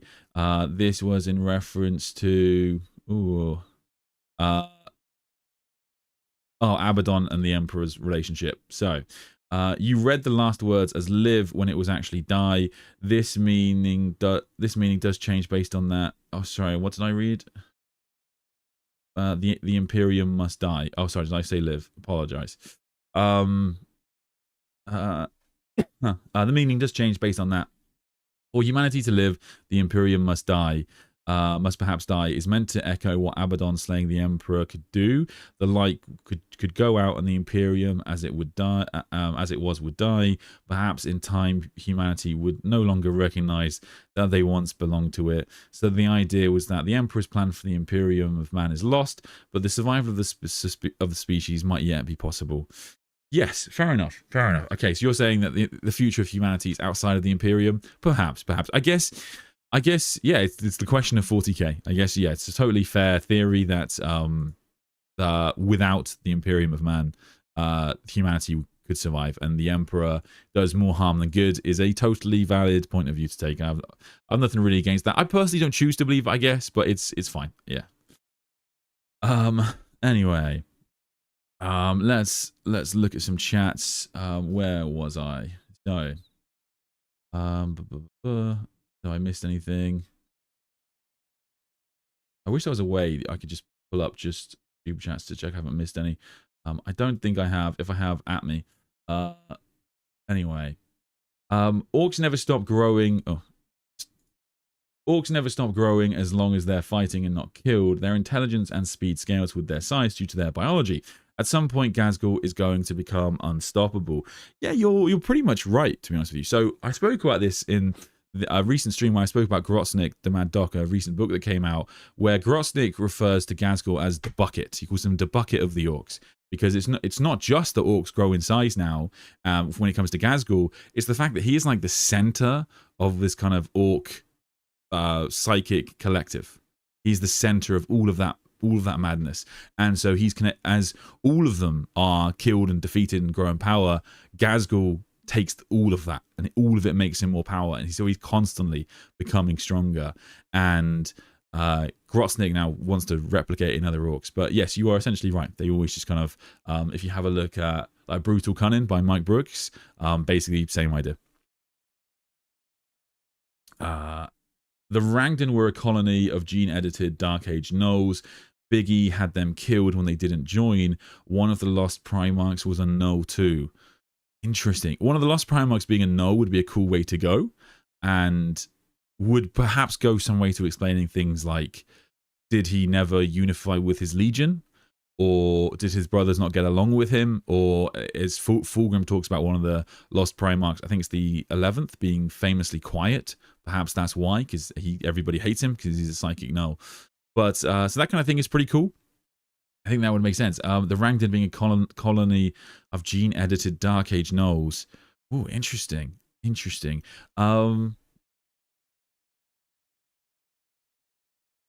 Yeah, I mean, I think you're definitely right on the second part. Biggie killed them when they didn't join. Nothing wrong with that theory. I think that, I mean, that seems pretty likely, to be honest with you, if they were humans. But in terms of a colony of gnolls, that would be wild. They're supposed to be so incredibly rare, I guess. It would sort of undermine the presence of gnolls in the galaxy. You've just got this entire colony. But I guess if they're gene edited, maybe it's possible. Maybe they would be cloned, like with Valdor. Just a shit ton of cloned people. But it could work. Could work. Could a lost Primarch be a null if Primarchs are made of warp stuff? It's a totally fair question. I mean, I guess it would be an exception to the rule.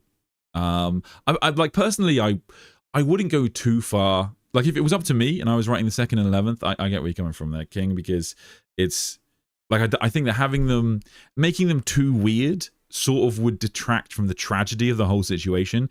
I definitely would make them a little bit more specialized. Maybe try and, like, there's a lot of things the writers could do with them. Of course, there's a lot of poor writing in the early Warhammer 40k and modern Warhammer 40k, in fact, when you have like a lot of crossover between Primarch roles, and a lot of people think it's planned, and like there's a what they call it, like mirror Primarchs, whatever. Yeah, it's never that explicit, but there is a lot objectively a lot of crossover, because there's so many roles the writers could think of when they came up with positions for the Primarchs in the Great Crusade. But at the same time, I do think that they could do more with them in the future, like in terms of the 2nd and 11th. Like, one of them could be then connected to, I don't know, some type of modern warfare that they hadn't thought of at the time. But I think that the impact of their story is in their death if they ever do write it. That's the crux of it. So I don't think you need to go out, push the boat out, and make them psychic gnolls or make them women or anything like that. It's going to be incredibly fractious within the community, let's say. So I just think the interesting thing about the 2nd 11th is the fact that they are the 2 lost Primarchs, or the Forgotten and the Purged. And so there we go. Where can I start reading about the King in Yellow? So I guess there's 2 answers to that question. Really, the answer is in Beta Beck is Magos by Dan Abnett. That's when it really starts.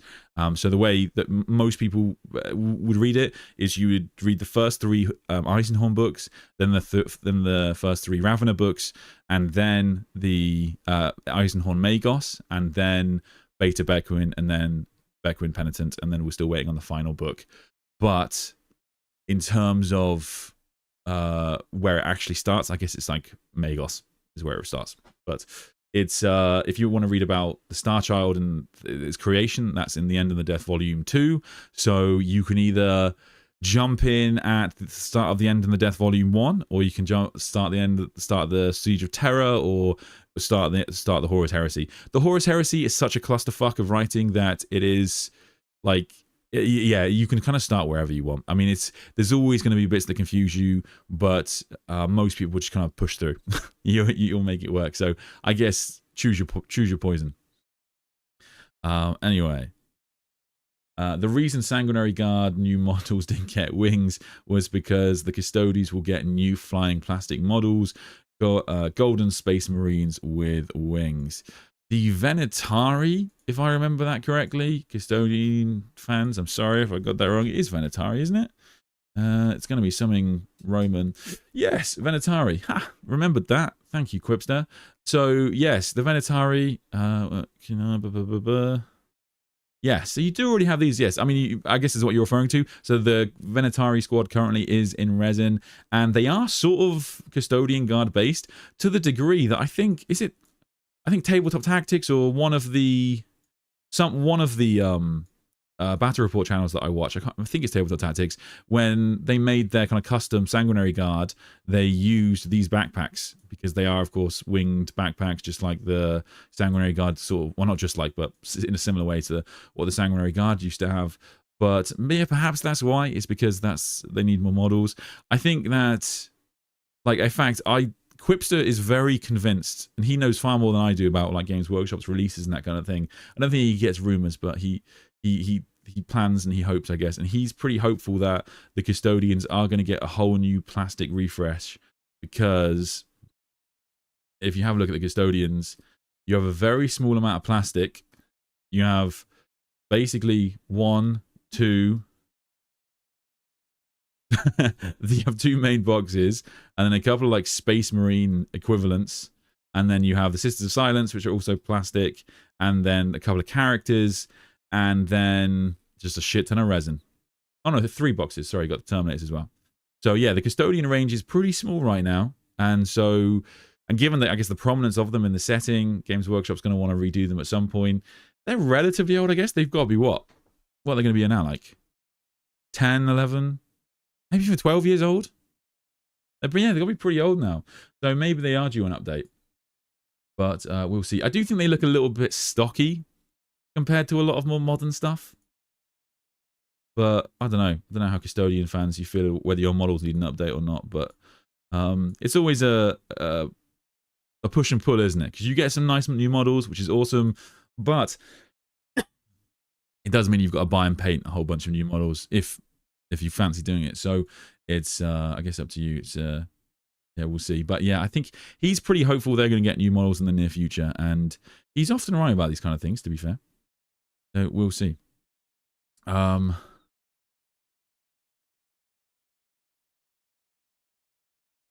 Anyway, Snadder.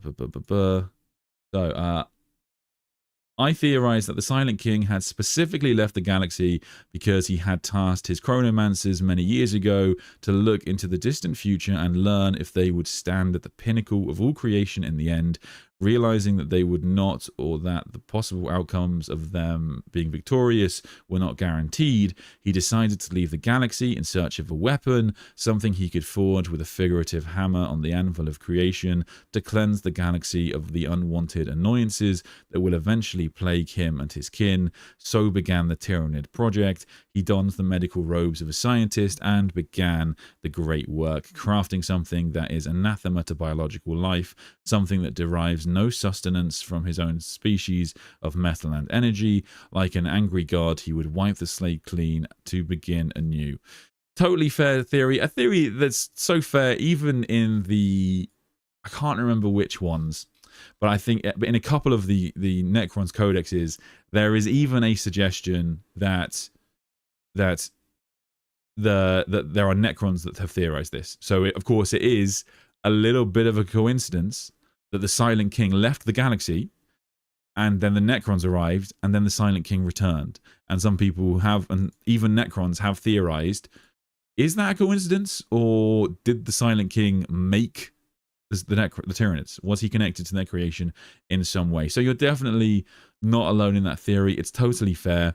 I guess the main reason I would not believe that to be true is because of the book Pharos in the Horus Heresy. And in the book Pharos, we see the Necrons, we see the Necron device, the Pharos device, be overloaded, and the energy that is blasted out into the void, we actually see it reaching the Tyranid Hive Fleet, or the central kind of Hive Fleet, and all of these eyes kind of turn on and then turn to the origin of the signal and head that way. So we can be pretty confident that the reason the Tyranids are coming to our galaxy is because of the Pharos device being overloaded, but maybe that's a coincidence, or maybe the Silent King was confident that they'd recognize the galaxy anyway, or discover the existence of the Milky Way galaxy at some point.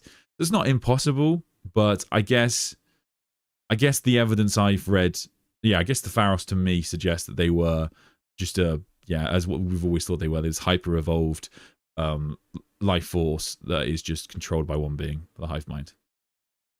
Anyway, not an Inquisitor, thank you so much. What's your theory for Bellicor's future?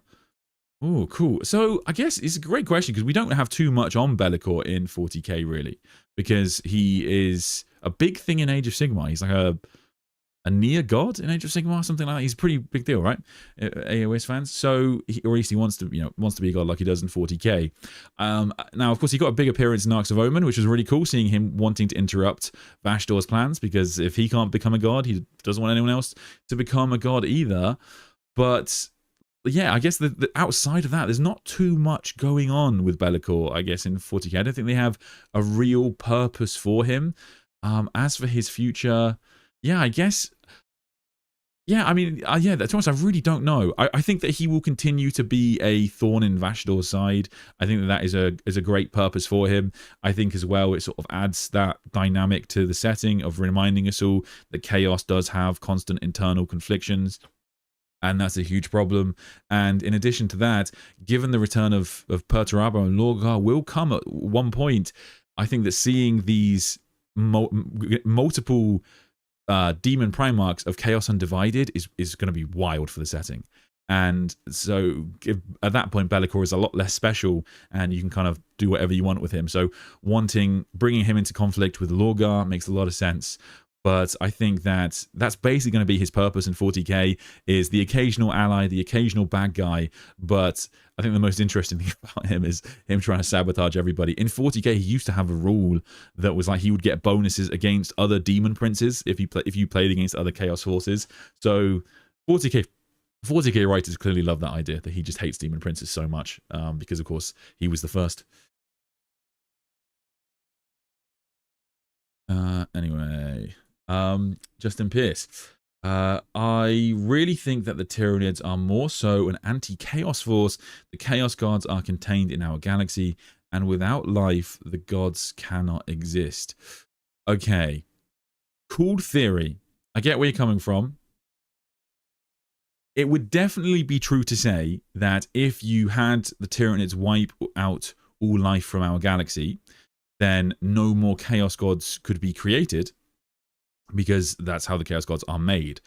But in modern 40k, it is said that the Chaos Gods are now self-sustaining. So basically, they're so large and so powerful now that even though belief in the Chaos Gods does cause their power to wax and wane, they are not needed for their survival. And so if you wiped out all life from the Milky Way, the Chaos Gods themselves would survive. They would survive. So we're pretty confident that that wouldn't wipe the Chaos Gods out, but it certainly would be a useful tool if you were the Silent King and wanted to blunt the power of Chaos, because you couldn't bring more Chaos into the galaxy, or you wouldn't empower the Chaos Gods even further. So I guess sort of half agree with you there, mate. I think that could sort of make sense. But in terms of them being anti-chaos, of course, we have High Fleet Kronos, this Tyranid High Fleet that have adapted to battling against demons.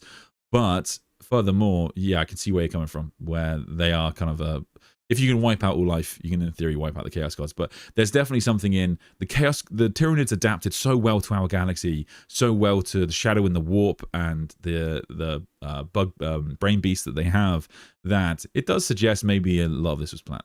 A lot of this is a bit of a wink at the camera. So we'll see. Meta theory. John Grammaticus is made purposefully annoying because 40k authors agree time traveling characters are annoying. To be fair, that kind of works. I can imagine something like that. Yes, that's the kind of thing where, in terms of like the writers kind of having fun with satire or whatever it's going to be, I could see them going like, isn't time travel so stupid in sci-fi settings? Let's prove how stupid it is, and introducing concepts like that. But I think I talked about this the other day, where John Grammaticus, I definitely don't think they planned his ending from the beginning.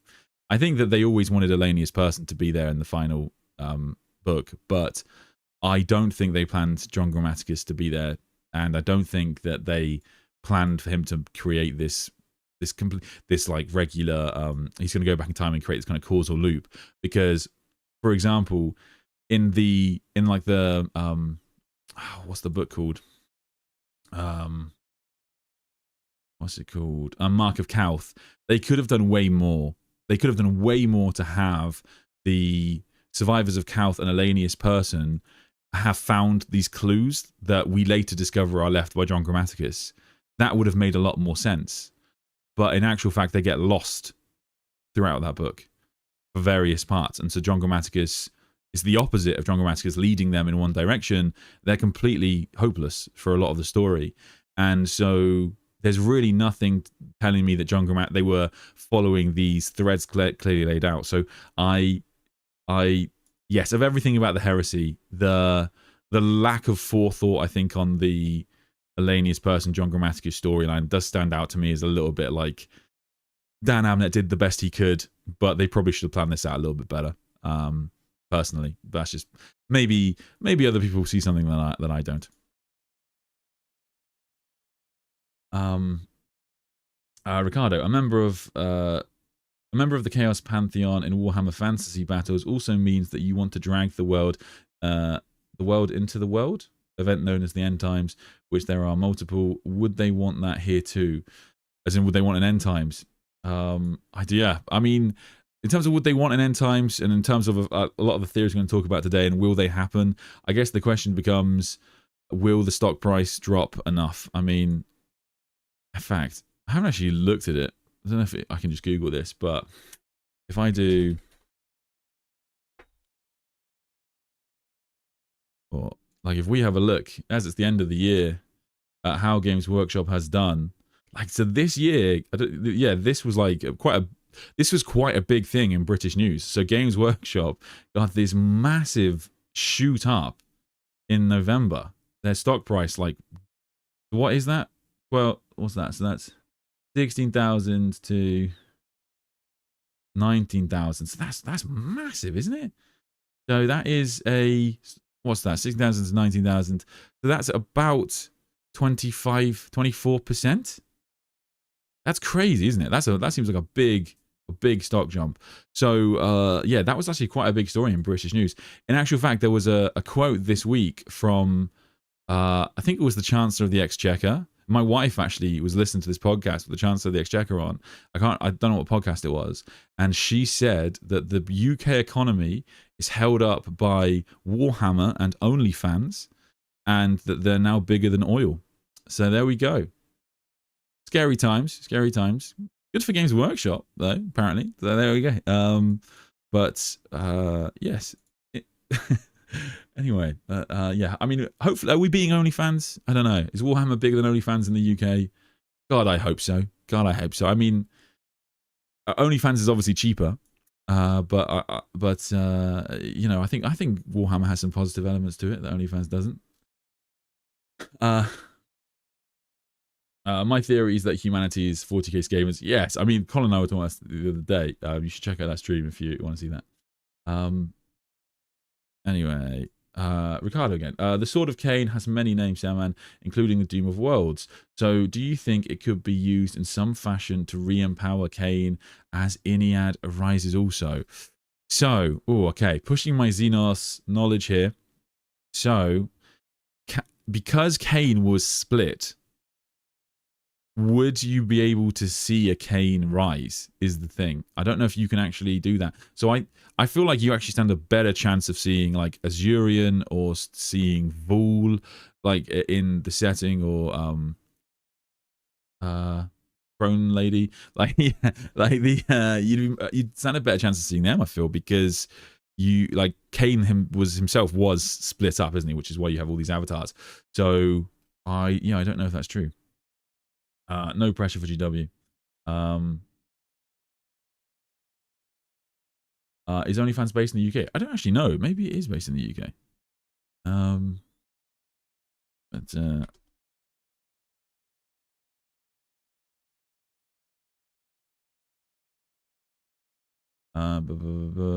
Yes, it is based in London. There you go. Okay.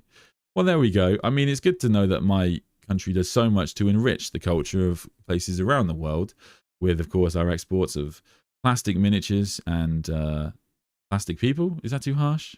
We'll find out if YouTube bans it. All right.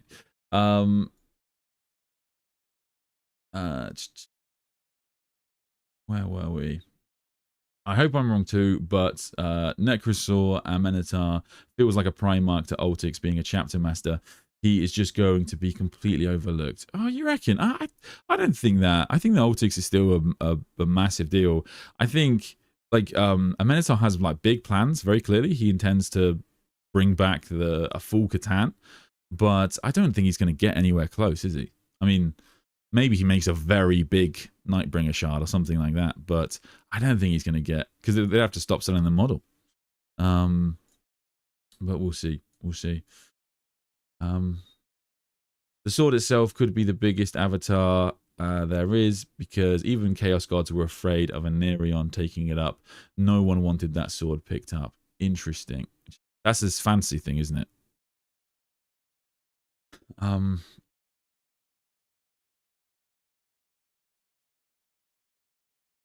Anyway, let me check. Okay.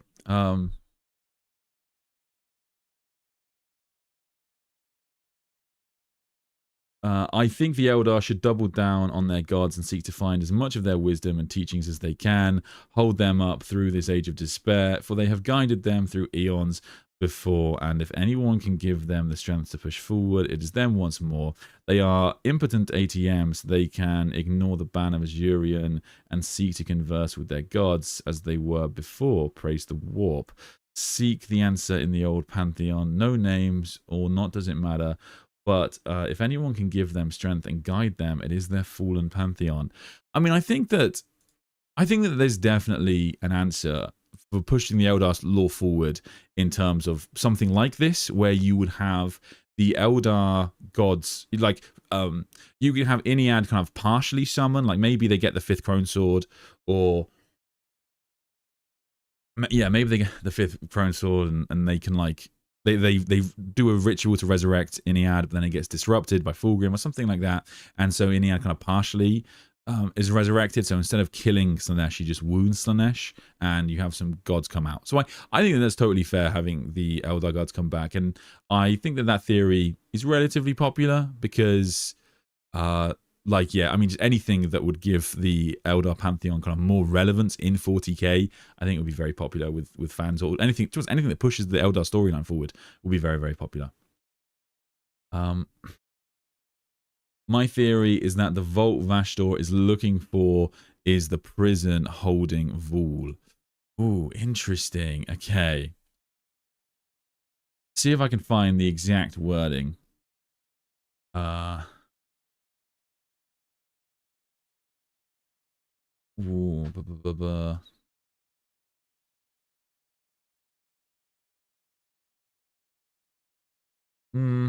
No, I can't find the exact wording. I was trying to look through Arcs of Omen. The exact wording on the key, I can't find. But the key, if they find the key fragments, then where's the lock? Yes, okay. So they've got the key now. The key is activated, but yes, they need to find the lock and within it the weapon. So I guess, yeah, could the lock be a jail and the weapon be a person or a thing? Yeah, to be fair, that works. It's relatively, I think, yeah, a good theory. I guess it is heavily connected. Like, he does talk about, in Arcs of Omen, he gives Abaddon kind of a lesson on the war in heaven. And so I've always kind of assumed it would be connected to the Old Ones, some kind of Old Ones weapon. But we will see. I think the Old Ones weapon works really well, because when the Old Ones fought against the Necrons, they, of course, utilized the warp to great effect. And that was fine at the time, because you had the warp being a lot calmer, and it could the Old Ones could use it without fear of like too many demonic incursions or disastrous consequences that we see in 40k. But yeah, still they used it very kind of brazenly and probably way too much. So the idea that that Abaddon could use some of their weapons, and just as they would have the warp overrun reality, Abaddon could do the same thing, but when he does it, it will cause demons to kind of spill out everywhere. So the idea that it's something to do with that, or some sort of connection to the webway, I think makes a lot of sense. That'll be fine. Komara has proven not to be impregnable. Uftak Blackhawk, the Orc War boss, managed to do a lot of damage and steal a powerful Drukhari warship. That's very true, brother. I mean, The Kamara is a tough fortress, but yes, you are absolutely right. They do follow their way in, and then they do blast their way out. And I believe, like, the really funny thing about that, and I talked about this, I think, in my summary of last year's lore, where when they steal the Black Cannon, which is the name of the gun on this very powerful very powerful Dark Eldar ship. The Black Cannon, or Double Black Cannon as the Orcs call it, I believe is described as the largest Dark Lance in, like, the Dark Eldar history. So the, like, Uftak basically has the most powerful gun in 40k. Like, I can't think anything is as powerful as the largest Dark Lance in the setting. So that's actually pretty big. Like, that's a pretty big deal. So if Games Workshop wanted to increase the prominence of Uftak in the setting, then they could, yeah, I mean, they definitely could do. There's nothing wrong with that. Yes, guys, please do like the stream. It does really help out the channel if you can like it. And if you haven't subscribed, of course, please do. So great to see so many of you enjoying this. Okay. My theory is that Constantine Valdor is trying to put Sanguinius' soul back in his body. That's why in the Beckwin series, the Blood Angels have wings. Not crazy, I guess. So, yes, I mean, you are right. I mean, Comus is a big character. Comus is the name of the Blood Angel that has wings that works with Beckwin in the Beta Beckwin in the story. And we do know that he's not alone. There's a bunch of others that are like him. And so certainly Valdor himself, or Valdor, is working with somebody who knows how to mess around with or improve upon Space Marine physiology. The idea that he gave Blood Angels wings specifically is quite an interesting one, because of course that has already been a big Blood Angels plotline in the Blood Angels trilogy, and when it happened before, it was because of a demonic egg. So it's the Blood Angels will not take too kindly to seeing their brothers with wings, so that's going to be a big problem. And then in terms of in terms of him putting the soul back into Sanguinius' body, I'm less comfortable with that, because, like I say, I think that the idea that Sanguinius' soul has been fractured is a pretty... I can be pretty confident in that right now. I guess it's never that direct, but I feel pretty confident about that theory. But in terms of Constantine Valdor wanting to, I think that's totally fair. We do know that Valdor liked Sanguinius, I guess loved Sanguinius, and even when Sanguinius dies, he's genuinely really sad, and so it's yeah, he would probably want to see Sanguinius again. Everybody likes Sanguinius. I mean, I think Valdor's exact words were he wanted not to like the Primarchs, but he of course came to like a bunch of them, including of course Sanguinius, who everybody just loves. So him wanting to bring back Sanguinius is totally fair in my eyes, but I don't think it is possible. Anyway. I have a theory. If the Terminus decree is that the Grey Knights have to keep the Emperor on the throne, then will they unite the Star Child with the Emperor if they find it? So if you haven't seen my video on the Terminus decree or my stream, definitely go and watch it. But essentially, and maybe I need to do another video on this, just kind of talking about it, because I think probably the single greatest misconception that this is highlighted for me about the Warhammer community, and I think a lot of this is a YouTube thing that's come from YouTube, is that people treat the codexes as complete canon, as the codexes are always right, and that is not true. And it's just not true. There are many things in the codexes that are wrong. The codexes will get things wrong deliberately. They will say things like Mortarion ascended after the Siege of Terra, when that's not true. Of course, he ascended before the Siege of Terra. They'll say things like Horus was the first Primarch to turn, but then we know that's not true. Of course, Lorgar was the first Primarch to turn against the Emperor. And when these are in the codexes, they're deliberately in there, because the point is that they're not supposed to, that they're a primer. They're supposed to get you interested in the faction, and then you'd read the books, and then you'd find out the truth. Now, it is definitely true to say that the books can often have an unreliable narrator, and so the books will definitely have things in them that are wrong, but that doesn't mean that they're like the codexes like overrule them or anything like that. And if there is conflicting lore between codexes and novels, unless I have a plausible reason to believe that there is an unreliable narrator, I would always take book over codex every time. and the codex, the terminus decree, is by far the greatest example of this, in my opinion. Because if you have a look at the terminus decree lore in the Horus Heresy, it is built up over 5 books, and it is a really good story. Dan Abnett puts a lot of time into explaining what the terminus decree is, how it was created, and how it would be taken by the custodians and then later given to the Grey Knights. Now, we know what the terminus decree does in the Siege of Terra because of that, and the idea that the codex just overrules those 5 books, which are modern books, by the way. This isn't like lore from like 30 years ago. This is like, some of it's like last year. Like, the idea that the codex lore just overrules that is just not how 40k works. And it's far, far more likely that the single paragraph in the Grey Knights Codex is just wrong. It's just wrong. It's just not correct. And so I think that that is always going to be the case. And like, I think you can really tell how much the fandom can kind of, like, it's much easier to read a single paragraph than read the 5 novels. When The End and the Death finished, I made a video on the Terminus Decree. And it's still on the channel, you can watch it. And the video did really well, because it was the only video covering it. It's the only video that does a deep dive on who Basilio Foe was and what the Terminus Decree is. Because it's a lot of work to read 5 books and make notes and put it all together.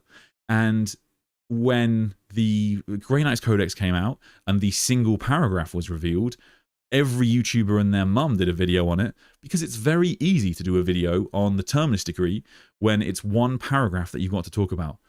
It is far more likely that that one paragraph is just wrong. It's just, it gets way more attention because YouTubers don't read books most of the time. They just sort of will read whatever's put on Reddit. And so the fact that the Terminus Decree was a big deal on Reddit meant it became a big deal on YouTube, and that is why so many of them talked about it. And even when I watched some of their videos and they were summarizing The End and the Death, they would get it wrong because you could tell they haven't read the fucking book themselves. So the Terminus Decree is one of those things where it becomes very apparent that so many people that have like pretty large YouTube channels base a lot of their lore off of what is on Reddit and other YouTube channels. So I think that you be very careful when believing the hype of the Terminus Decree and things like it. And as with anything, always best just to read the lore yourself. Theory. Eliseo Cortez was the captain of the Death Watch kill team Aldrich saved from Comorra. Fair. I mean, in terms of, I would love to see Cortez again, but in terms of who Aldrich saved from Comorra, I don't know who that is.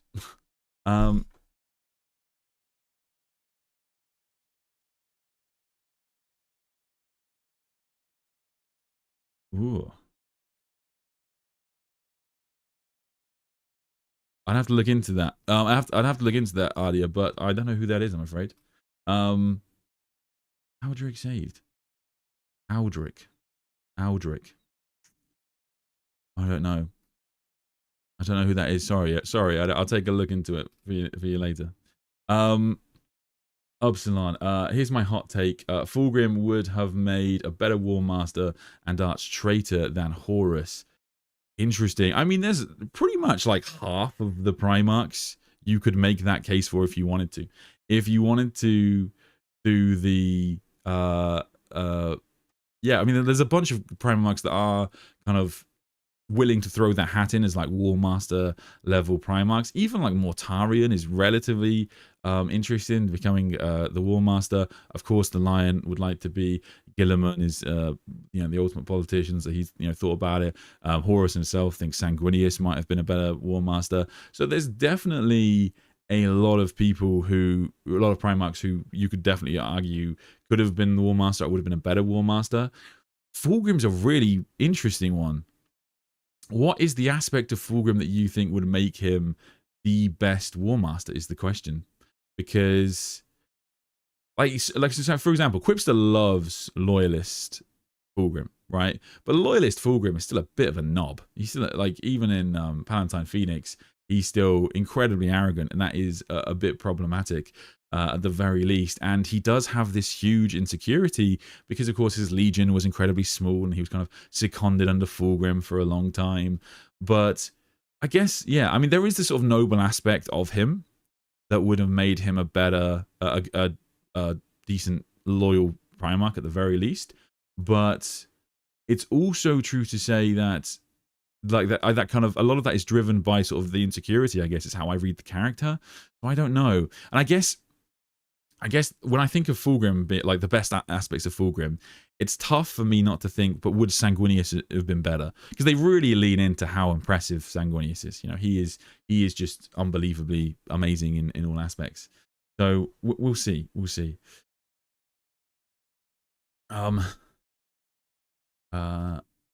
Anyway.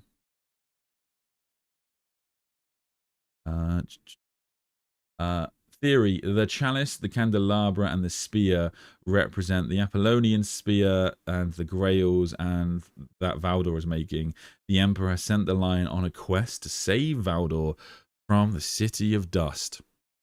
So when you say save Valdor, I mean, I guess you mean in relationship to the battle at the end of Beta Bequin, because it is sort of implied that the Palace of Thormeisen is under assault at the end of the book, because there's she can kind of see a battle off in the distance, and it's been pretty laid in that like everybody wants to come after the King in Yellow, so that seems relatively likely.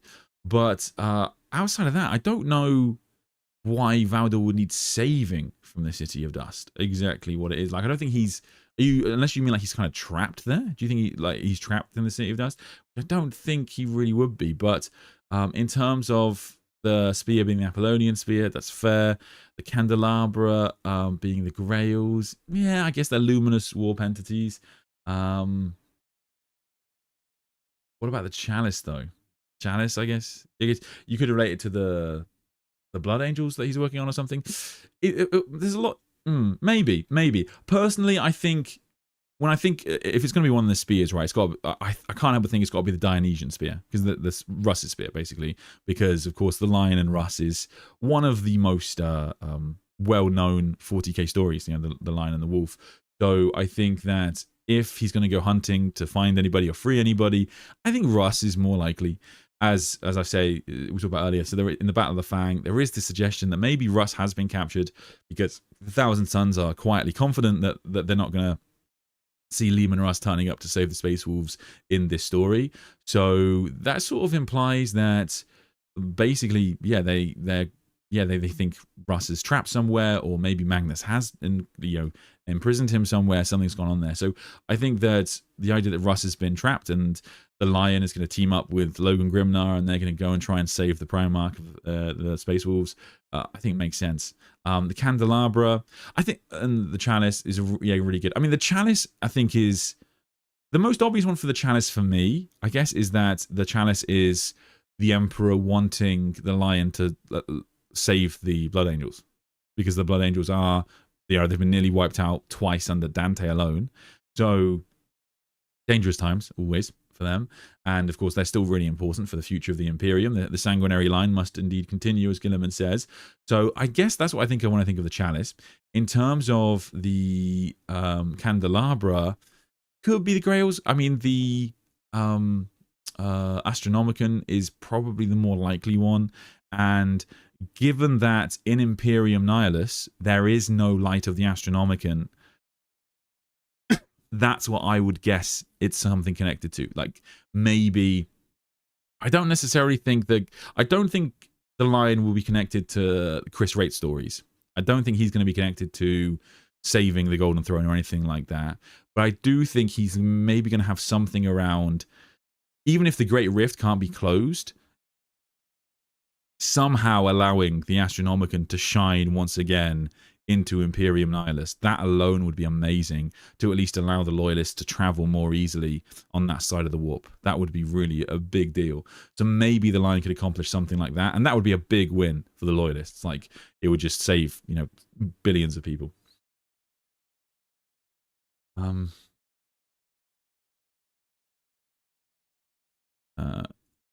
Headcanon, or is it true? Shards are aspects of immensely powerful beings which can be separated purposefully through study, or incidentally given intense destructive emotional or physical distress. Interesting.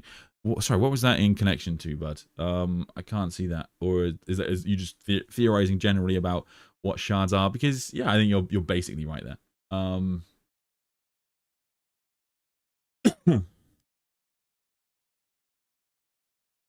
The missing Primarchs are in the warp, and there is no time in the warp. So when they come out, to them, it could be like they just entered it, but 10,000 years have passed in the universe. Yes, I mean, I think that basically could be true. When you say the missing Primarchs, sorry, if you mean the 2nd or 11th or the missing Loyalist Primarchs, is, yes, it could apply to either, I guess. But yeah, they could definitely explain at least one of the Primarch's disappearance, as it were, by the fact that they disappeared into the warp, and then they, like, stepped back out for after what felt like a year, but 10,000 years had passed. In the Black Legion series, I believe, if I remember correctly, like to the Black Legion, they'd been gone about a century, and to the Imperium, the Black Legion had been gone a millennia. So I think, yeah, it's already, widely established that time doesn't travel like it does in the warp as it does in real space. But who knows? Who knows? Yeah, I guess the problem with the theory for me is that it is, I guess it kind of seems sort of lazy, doesn't it? He seems sort of lazy just to go, oh, where's Jagatai Khan been? He popped into the the webway. Time doesn't work like it normal in the webway. He popped back out again. 10,000 years had passed. I guess it just seems sort of lazy, but it definitely could be connected to their story. I guess if it was utilized well, I think it would be fine. But we will see. Yeah, I guess that's sort of my fear with it. But there's no reason they couldn't do it, I guess. I guess it's just sort of, I think people would be expecting something bigger. And then you have to explain, like, but then why, if Corvus Corax wasn't prepared for that aspect of traveling into the Eye of Terror, for example, why did he travel into the, was he an idiot? Did he just not understand it? Or was it just a stupid mistake? What's going on there? So you have to, I guess you have to explain that. But yeah, I don't know. We'll see. Yeah, definitely works. Definitely works. The Lion is the Blood Ravens Primarch. Confirm. Cannot confirm that. I think almost certainly not is the answer to the question. We don't know. They are, officially an unknown founding, but we can be pretty confident from what we know about them that they have another Primarch as their gene sire, because they come from the world of Aurelia, and that's their home world, and they were originally created, I believe, to be the success, the sons of Lorgar.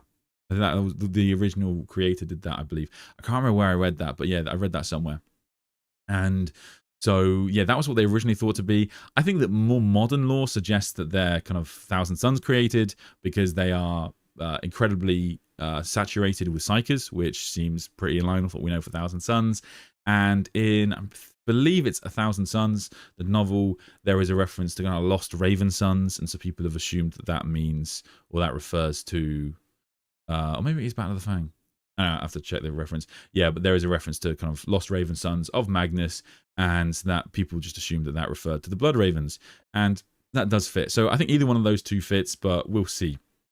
I don't think it will be I don't think there'll be Dark Angel successors, because yeah, I don't really see that connection outside the odd dabbling with heresy, but so far I don't know. Thank you for the birthday wishes, guys, by the way. I haven't been able to reply to all of them individually, but yeah, really means a lot. No. The webway was set way back when the Emperor was interrupted by Magnus to warn him of Horus's rebellion. Oh, sorry, that's not a theory. That's just a statement, I think. But yes.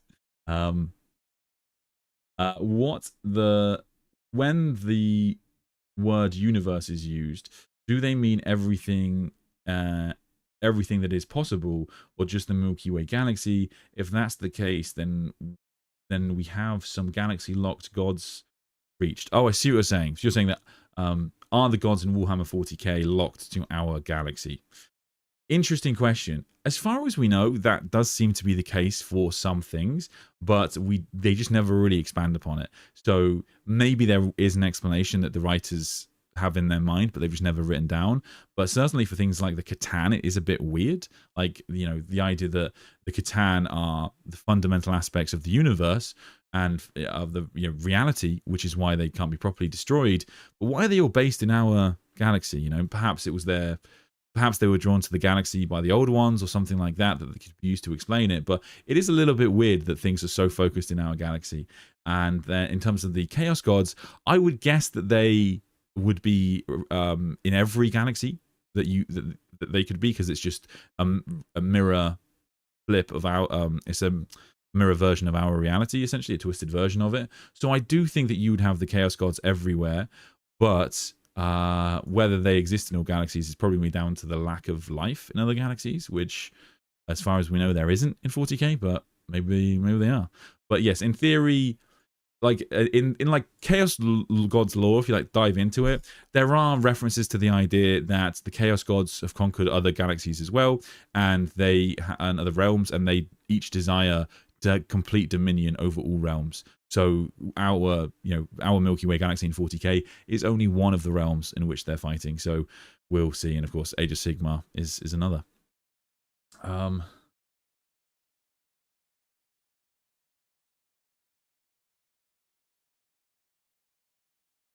The Emperor was never loving to his sons because, through warp-driven retrocausality, the future act of splitting his soul before facing Horus stripped that capacity from him across time. Oh, interesting. Cool theory. So, yeah, I mean, you raised two pretty big problems with 40k, I guess, and two pretty big questions. So the first is, when things happen in the warp, surely they should have happened all the time. Exactly. It's like the Emperor sending part of his soul into the warp. It happened at one point during the End of the Death Volume 2, but in theory that should have happened always. Or, and probably the biggest question is, if a Chaos God is going to be created, shouldn't that Chaos God already exist? Because Chaos Gods that are created in the future have always existed, because the warp is timeless. And this question is actually directly posed in the End of the Death Volume 1. And, well, maybe I can find it. So, well, I'm pretty certain they talk about the Eldar in this passage. So, okay, yes. Okay, so, it is posed in the End of the Death Volume 1 as to whether, like, a god can be kind of created, because if the Dark King is going to rise, wouldn't have always been around.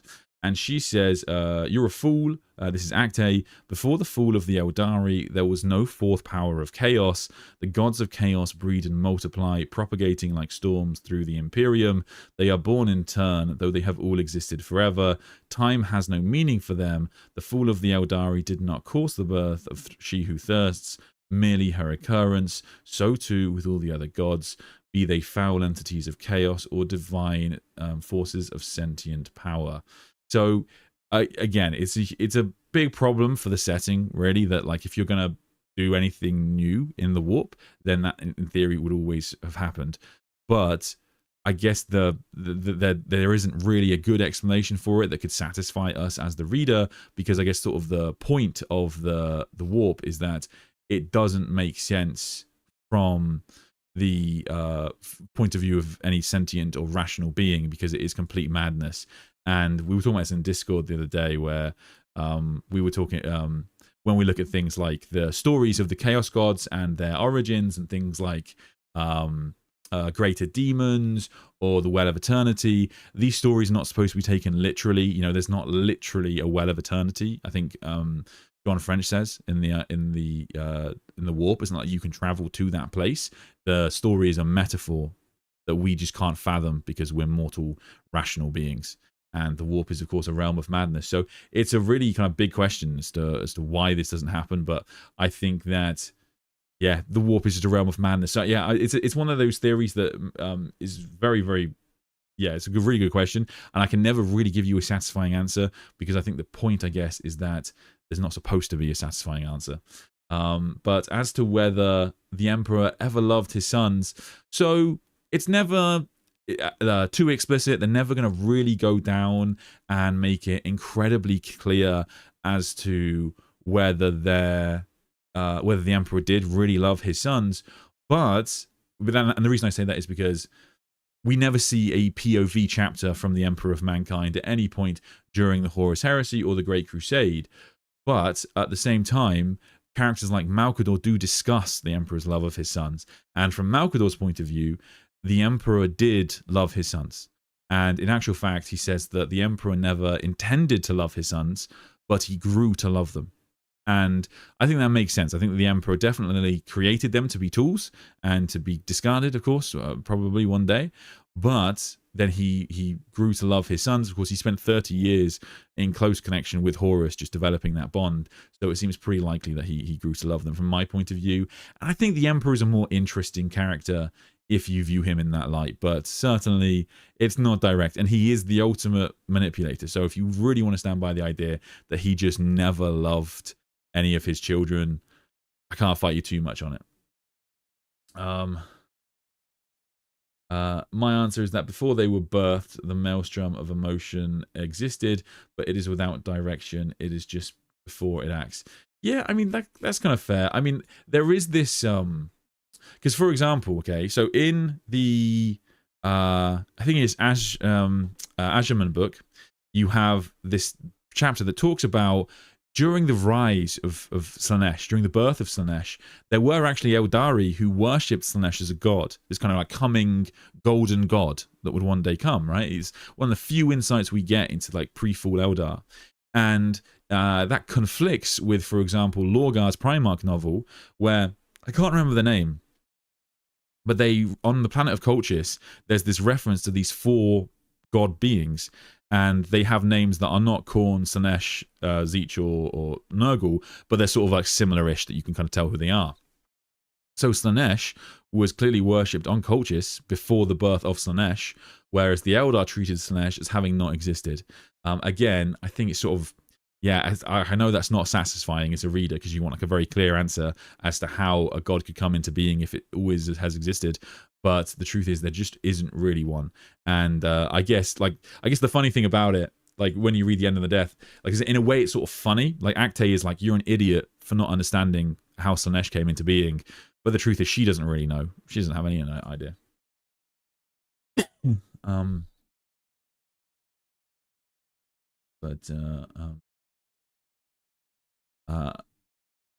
Beta boxes, thank you so much. Any ideas of where the Dark Angels will take the Immaterial College in Pandemonium, and where there are any hints at what they are about in the Drop Site Massacre book?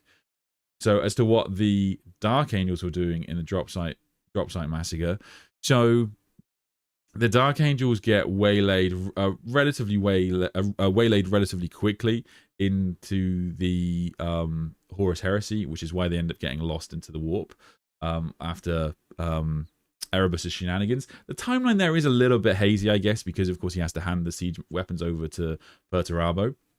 But in terms of the Immaterial College, oh, that's a really good question. So I don't know. I mean, yeah, there is a Dark Angel in the Immaterial College, if I remember correctly.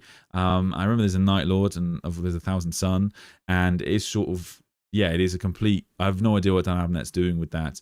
I guess it's sort of like maybe it's like in simplest terms, maybe the Immaterial College is like a chaos version of, or not a chaos version, but a warp version of the Death Watch or something like that, like something just completely crazy of loyalists or not even loyalists, just forgotten space marines, lost space, rejected space marines, something like that. It's a no idea what Dan Abnett's playing with there for the Immaterial College, but it is, again, it's one of those, like, it's not that minor, but it's a relatively minor plot point in the Bequin series, but yeah, who knows.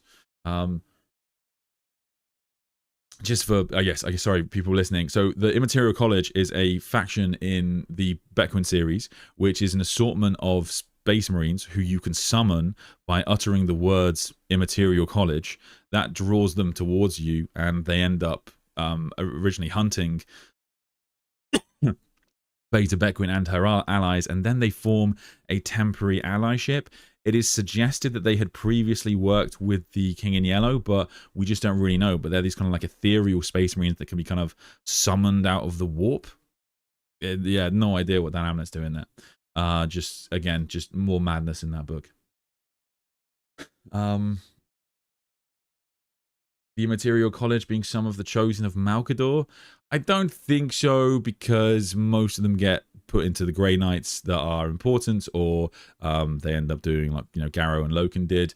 But I don't think you need any more kind of use for you know, Malkador's squires, what are they called? Knights Errant. So yeah, but maybe. I mean, yeah, I doubt it, but who knows? Oh, you didn't mean Damnet. You meant Dark. You meant sorry, you didn't mean Dark Angels. You meant Damnet. So, any ideas of where? Sorry, I'm with you. I thought it was an odd question. Any ideas of where Dan Abnett will take the Immaterial College in Pandemonium, and where there are any hints at what they are about in the Drop Site Massacre book? No, I mean, like, because they form at the end of the story, because the first time they hunt them, and the second time she summons them deliberately, and so they sort of work with her. Not exactly trusted allies, I imagine. But yeah, I'd imagine they'll see another play. Maybe they can be pulled into the City of Dust or something like that, and so they'll get her out of a bind. But who knows? Yeah, I have no idea. It's a really good question. But yeah, it's a really. I mean, yeah, because the funny thing is like I say, it's not the biggest plot line in the book. It's just, yeah, it's just. Yeah, I don't even know. Like, it's not even clear. It's really connected to the King in Yellow. I can't remember what the wording is, but I remember reading it and thinking it does sort of suggest they're connected to the King in Yellow or have worked with him in the past. But then they definitely don't seem like, you know, good guys, as it were. They basically just try and kill them because they said the words. Yeah, I don't know. They probably deserve their own stream at some point, mate. Yeah, it's a good question. Basic theory, but has Chaos already won? Has Chaos already won? The Imperium is stagnant. There is endless war, decay, intrigue, and excess. The current Imperium is the perfect Chaos engine. The current system has no escape valve. Interesting. So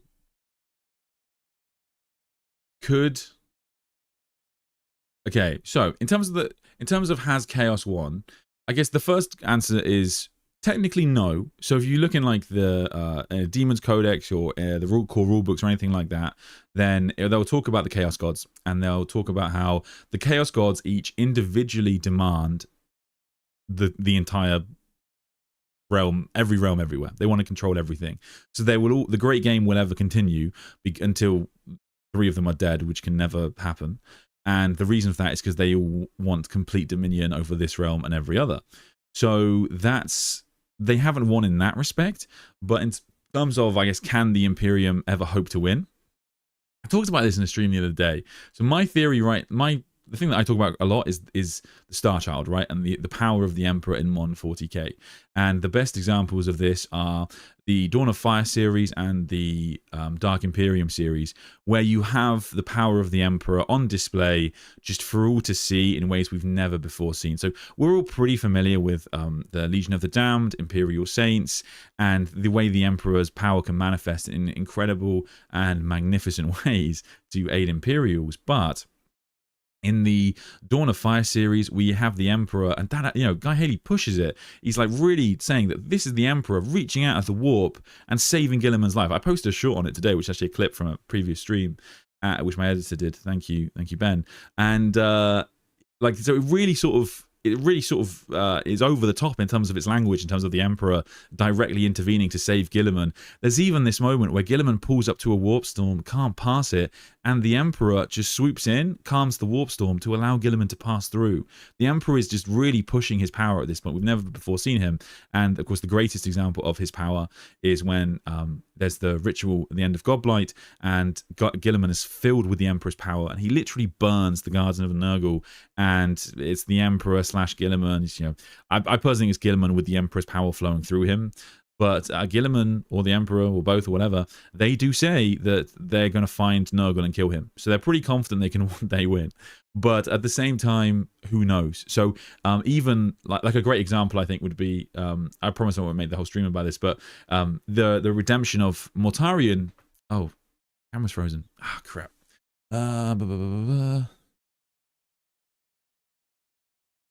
One second.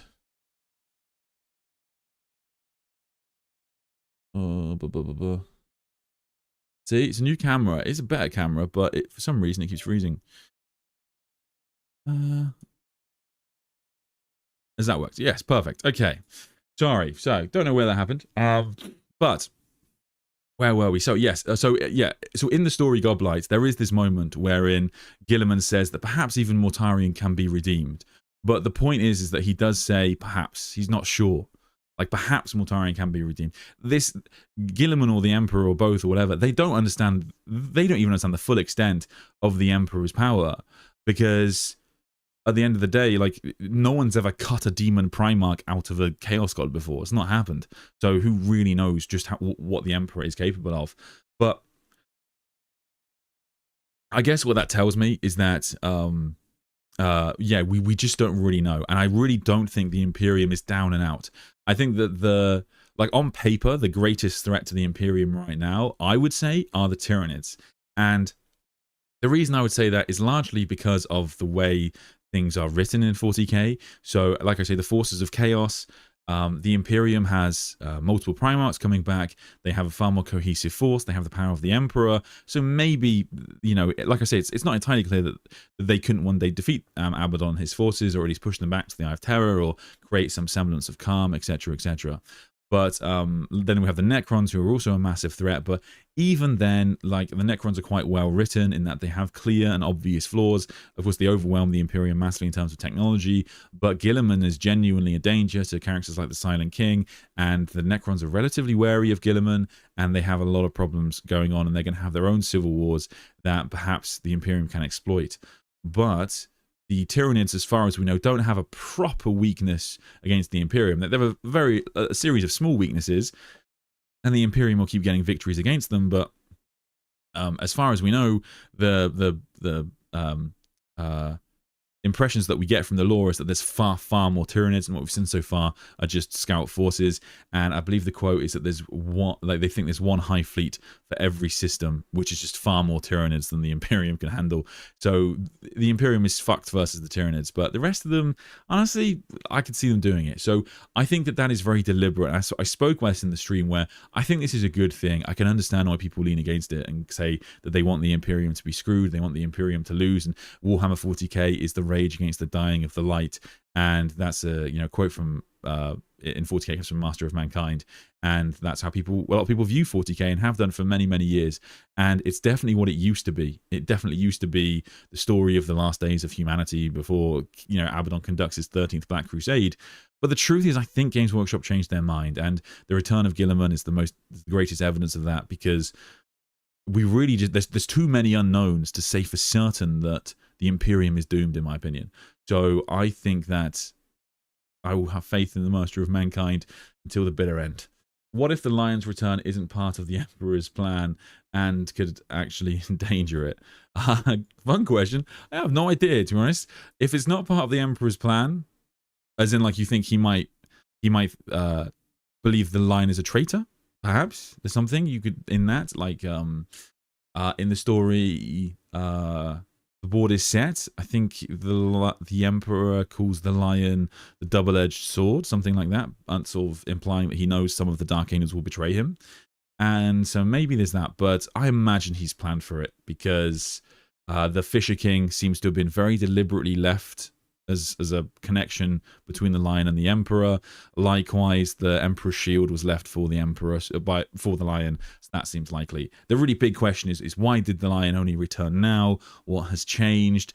It being connected to the Great Rift makes more sense. Perhaps the Emperor had to be more powerful to sort of break a curse on the Lion or something like that, or the Lion's presence was hidden, and so the Emperor didn't know about him, or the or the Watchers in the Dark had to conduct a ritual. There's lots of various explanations, but yeah, who knows? Who knows?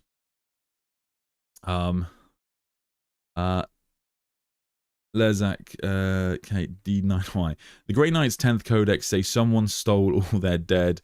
It was Valdor.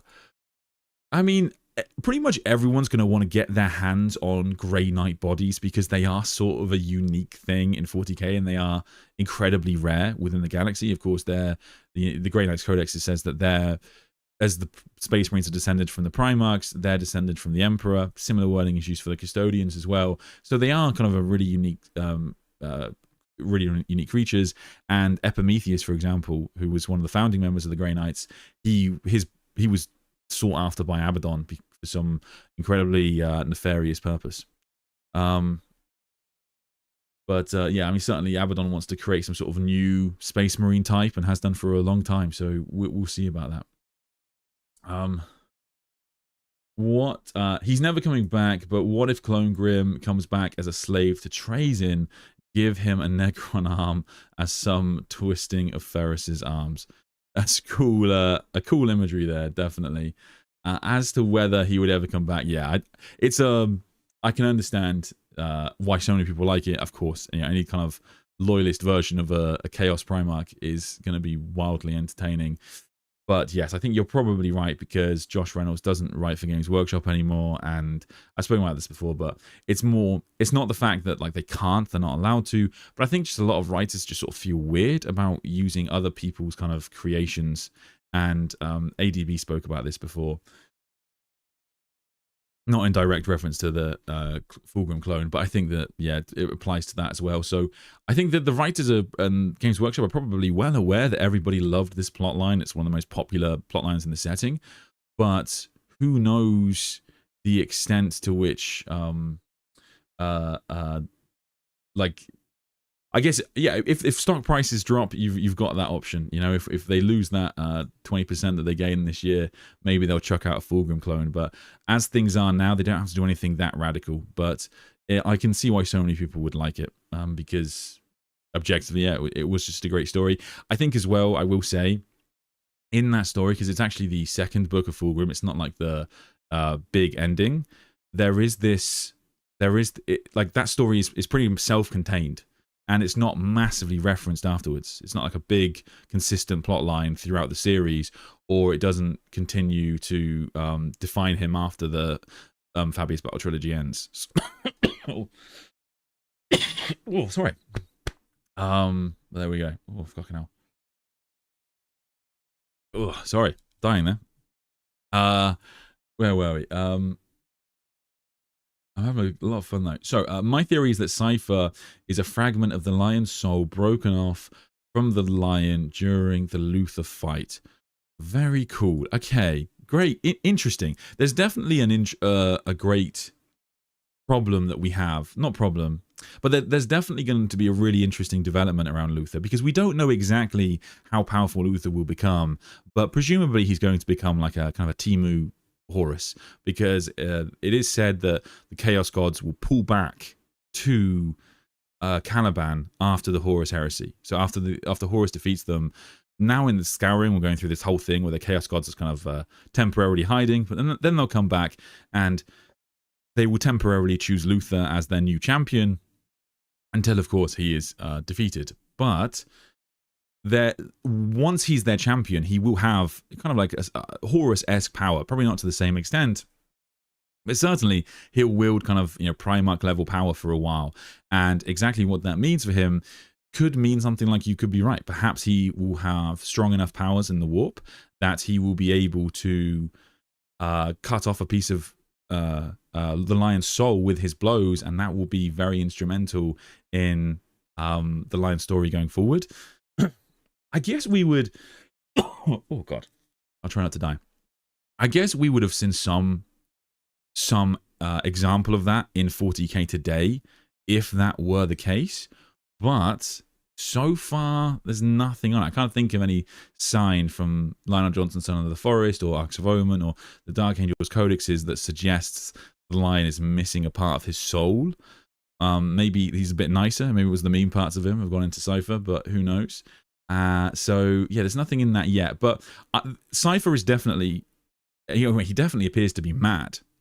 And I guess there's two parts of Cypher that are interesting. The first is that he appears to be mad in Cypher First Lord of the Fallen.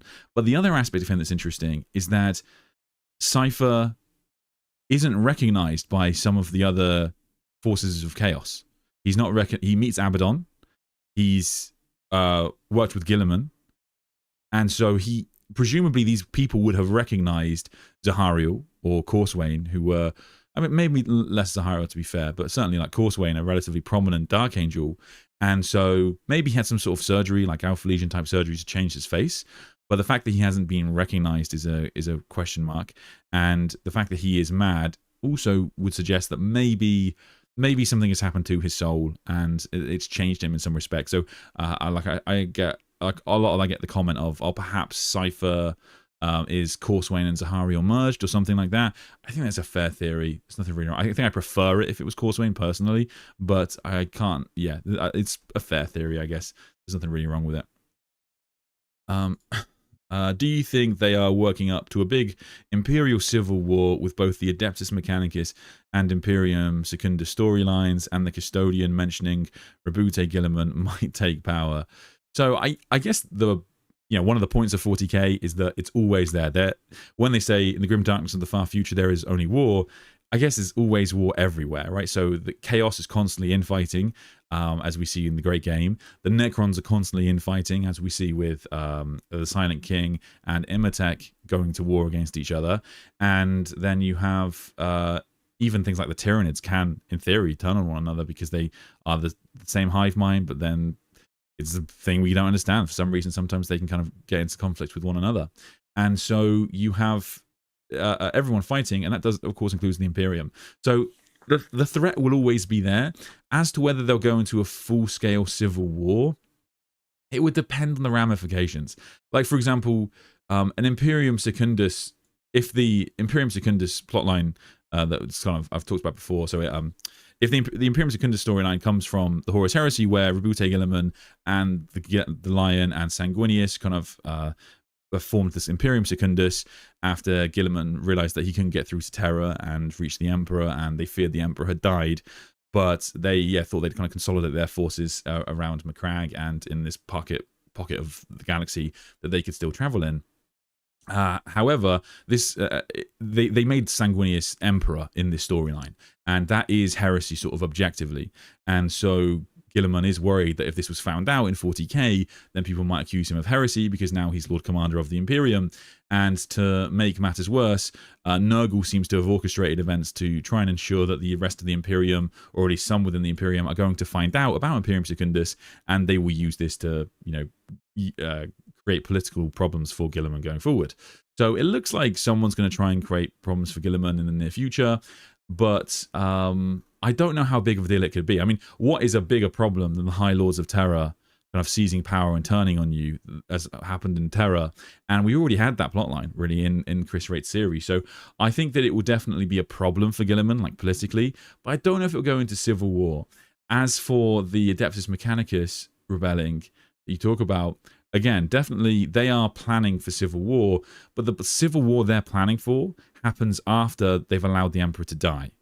The ones they've done sabotaging the Emperor, basically killing him, at that point they push forward with their civil war. And so that would have to happen first. So I don't think we're going to see it because the Emperor would have to properly die first. So that leaves us, of course, with another way of rectifying these problems. And with both of them, Guilliman it'll be a test of Guilliman's political skill to handle the kind of heresy accusations, and for the Adeptus Mechanicus, a pretty perfect use of the Dark Angels, really, which I spoke about before on the channel, where one of the reasons the Dark Angels were created was to keep Mars in line, and they would do this sort of in secrecy by their own kind of with their own volition. They could just wipe out Mechanicum strongholds as and when they saw them dabbling too much with AI or daring to betray the Emperor, and they used this thing called the Icarus Contingency, which is the special permission the Emperor gave them. So now that the Lion's back, if he wants to wipe out a crap ton of Adeptus Mechanicus, because he thinks they're going to rebel against Guilliman or the Imperium, then he could do so. But they still have to solve the problem of who's going to save the Emperor, I guess. That's the problem.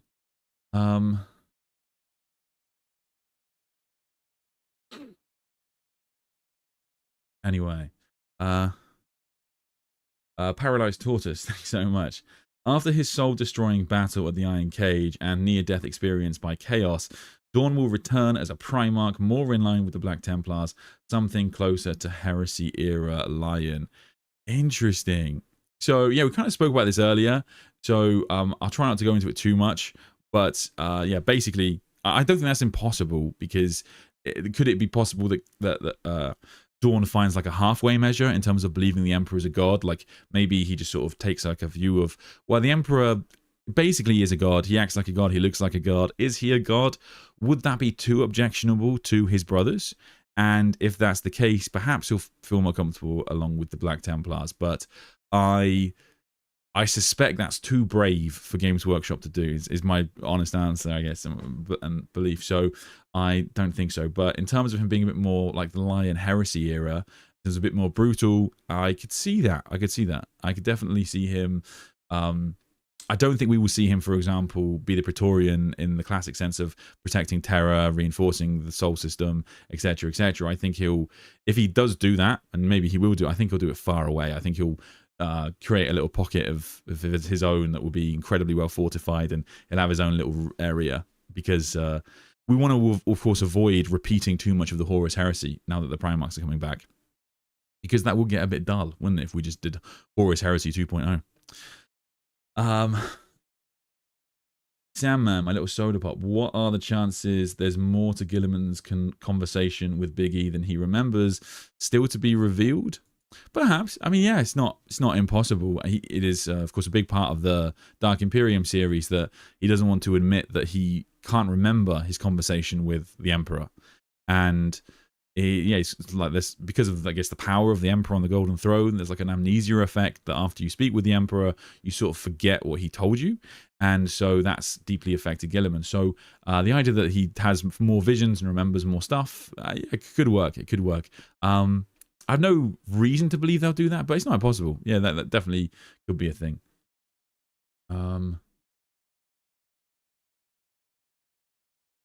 My personal theory of the Leagues of Votan is that they are descendants of the Men of Stone from the old days of humanity's age of technology.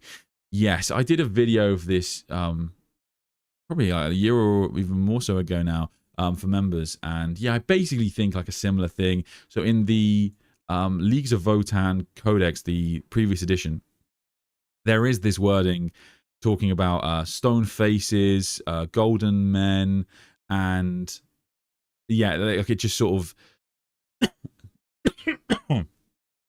to 40k fans, those words mean something, right? When you use gold and stone in the same sentence, most people are going to think of the Men of Stone, Men of Gold. So it seems quite deliberate that they are going to connect the Votan to the old law around the Men of Gold, Men of Stone, and Men of Iron, and I think that makes a lot of sense. I think, like, for example, my favorite thing about this theory is that it builds Votan, the Leagues of Votan, more into old Warhammer 40k lore, connects them more to kind of the olden lore that we all know and love, and especially in this sense, it's sort of useful because with that, like, Men of Stone, Men of Gold lore, it was always kind of hazy as to what exactly was meant, and so it sort of makes a lot of sense, I think, to use the Votan to explain at least parts of it. Now, the other thing about it that's really cool is it would also explain, I think, some way as to what the Men of Iron were and how they were created, because in that story, the Men of Gold the Men of Stone created the Men of Iron. And so the fact that I think so, yeah, you have the Men of Gold creating the Men of Stone who create the Men of Iron. And the idea that the Men of Gold are like perpetuals, like the Emperor, etc., that would make some more sense that they created the Leagues of Votan, because perhaps they were a pet project of the Emperor for a while, and that's why the Emperor sort of allows them to live. Then the fact that maybe the Men of Stone, the Leagues of Votan, go on to create the Men of Iron would go some way to explaining, I guess, why there's this kind of like, you know, really fractious relationship. And of course they don't, the Votan and the kin themselves don't know, the kin don't know much of their own history, so they would have no idea if that was actually the truth, and would be a really dark, kind of insidious history to the Leagues of Votan, which would kind of keep that grim dark feel that we all kind of know and love about the setting, because we'd all be thinking, oh well, are the Votan actually the kin and the Votan actually the good guys, because they created the Iron Men, and thereby the cybernetic revolt that nearly wiped us all out. So yeah, I mean, it's, you don't go, you do kind of, the Votan do have that kind of like Tau vibe sometimes, I think, and that sometimes there's a bit too much hope, there's a bit too much there's sometimes like the grim dark, I think, that a lot of fans kind of expect for the setting.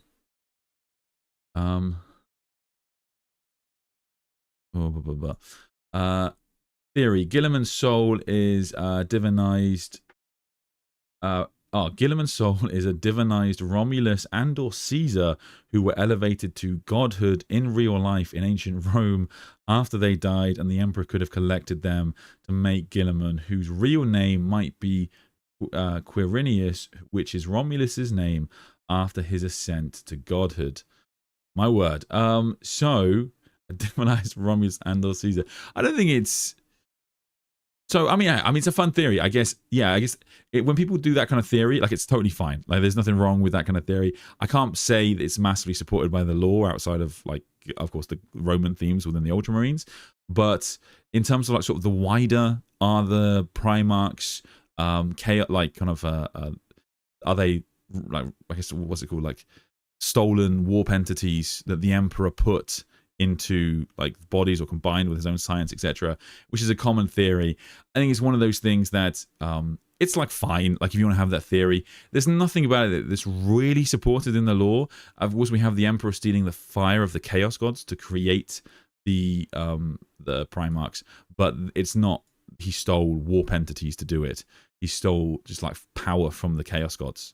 And if anything, I sort of I think, if anything, I don't lean into these too much, these sorts of theories, because I personally think the set. I personally think the origin of the Primarchs is much more interesting, as the Primarchs are the stolen fire of the Chaos Gods. When Diocletian Koros says, "Your fathers love you dearly, Primarch," and he's talking about the Chaos Gods, that's brutal.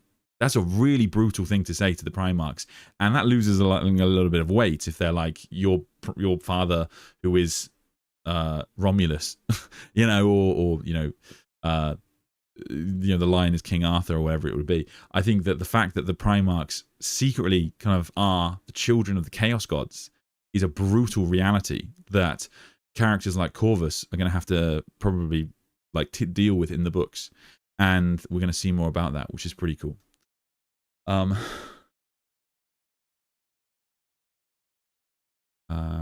Anyway, the Votan ancestor cores became so corrupted they all failed, leaving the kin to use a big book to record all their knowledge instead. If you make them angry, you end up in the book too. Hey, I mean, you should write a setting around that, man. That sounds pretty good. You could call it Warhammer Fantasy.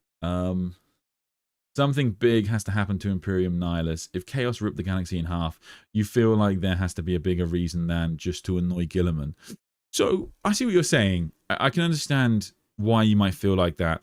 I think it's one of those things where it's tough to know, I guess, when Games Workshop is moving too slow with things, because of course the Lion came back and then very little happened with the Lion and the Dark Angels, and people expected a lot more. And it was very understandable, I think, for not just Dark Angels fans, but everybody to feel like a lot more should have happened with the Lion when he returned, because when Rabute Gilliman returned, he became Lord Commander of the Imperium. We got the Dark Imperium series, we got the Dawn of Fire series, in addition to, of course, Gilliman's interactions with characters across the setting. So it was a really big deal when the Primarch of the Ultramarines returned. However,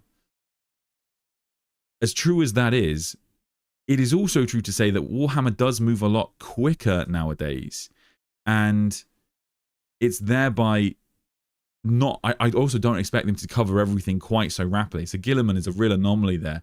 Likewise, Belisari is cool. Vashdor, these characters have had a lot more lore than like everybody else will get normally, and that's because they push those characters so quickly to be drivers of the setting. But in terms of like, should they do more with Imperium Nihilus? I can understand why you feel like that, but the truth is, a lot more has happened than they would have done historically. And in terms of the impact of Imperium Nihilus, it's not just about annoying Guilliman. In actual fact, Abaddon probably started that plan before Guilliman returned. And, well, actually, in fact, he certainly did. He certainly started the plan to rip the galaxy in half before Guilliman returned.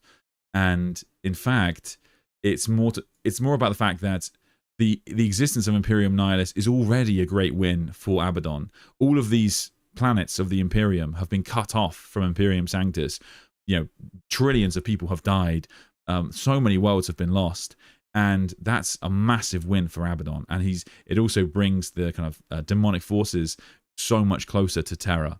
So Abaddon has already got kind of a big win in that respect, and it's not just about annoying Guilliman. It's created, you know, the biggest disaster the Imperium has ever seen. So it's a tough one there. I don't know if this has been asked yet, but were the Tyranids designed by the Old Ones to give the galaxy a clean slate, killing all sentient beings to calm the warp and start over? Yeah, pretty common theory, and not bad. Like it's fine. I guess as far as we know, all the Old Ones are dead, and there's not any sign that they left the galaxy. As far as we know, they did all die. So when would they have made them? Why did they make them so far away, and why weren't the Tyranids immediately on their way to our galaxy is kind of the questions that are posed. But yeah, I guess it makes sense, because we do know that the Old Ones would create races like the Eldar, like the Krork, to kind of win their wars.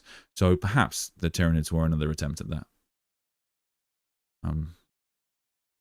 In 40k, Chaos Undivided is often used as a synonym of the power of the warp itself.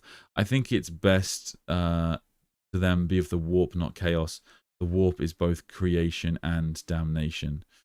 Yeah, I see what you're saying. I guess it's directly the fire of the chaos gods that is mentioned as to what the Emperor stole, not like the essence of the warp. Like, he could have just gone into the warp anyway, gone to the Eye of Terror or something, but he specifically went to the chaos gods and stole their fire.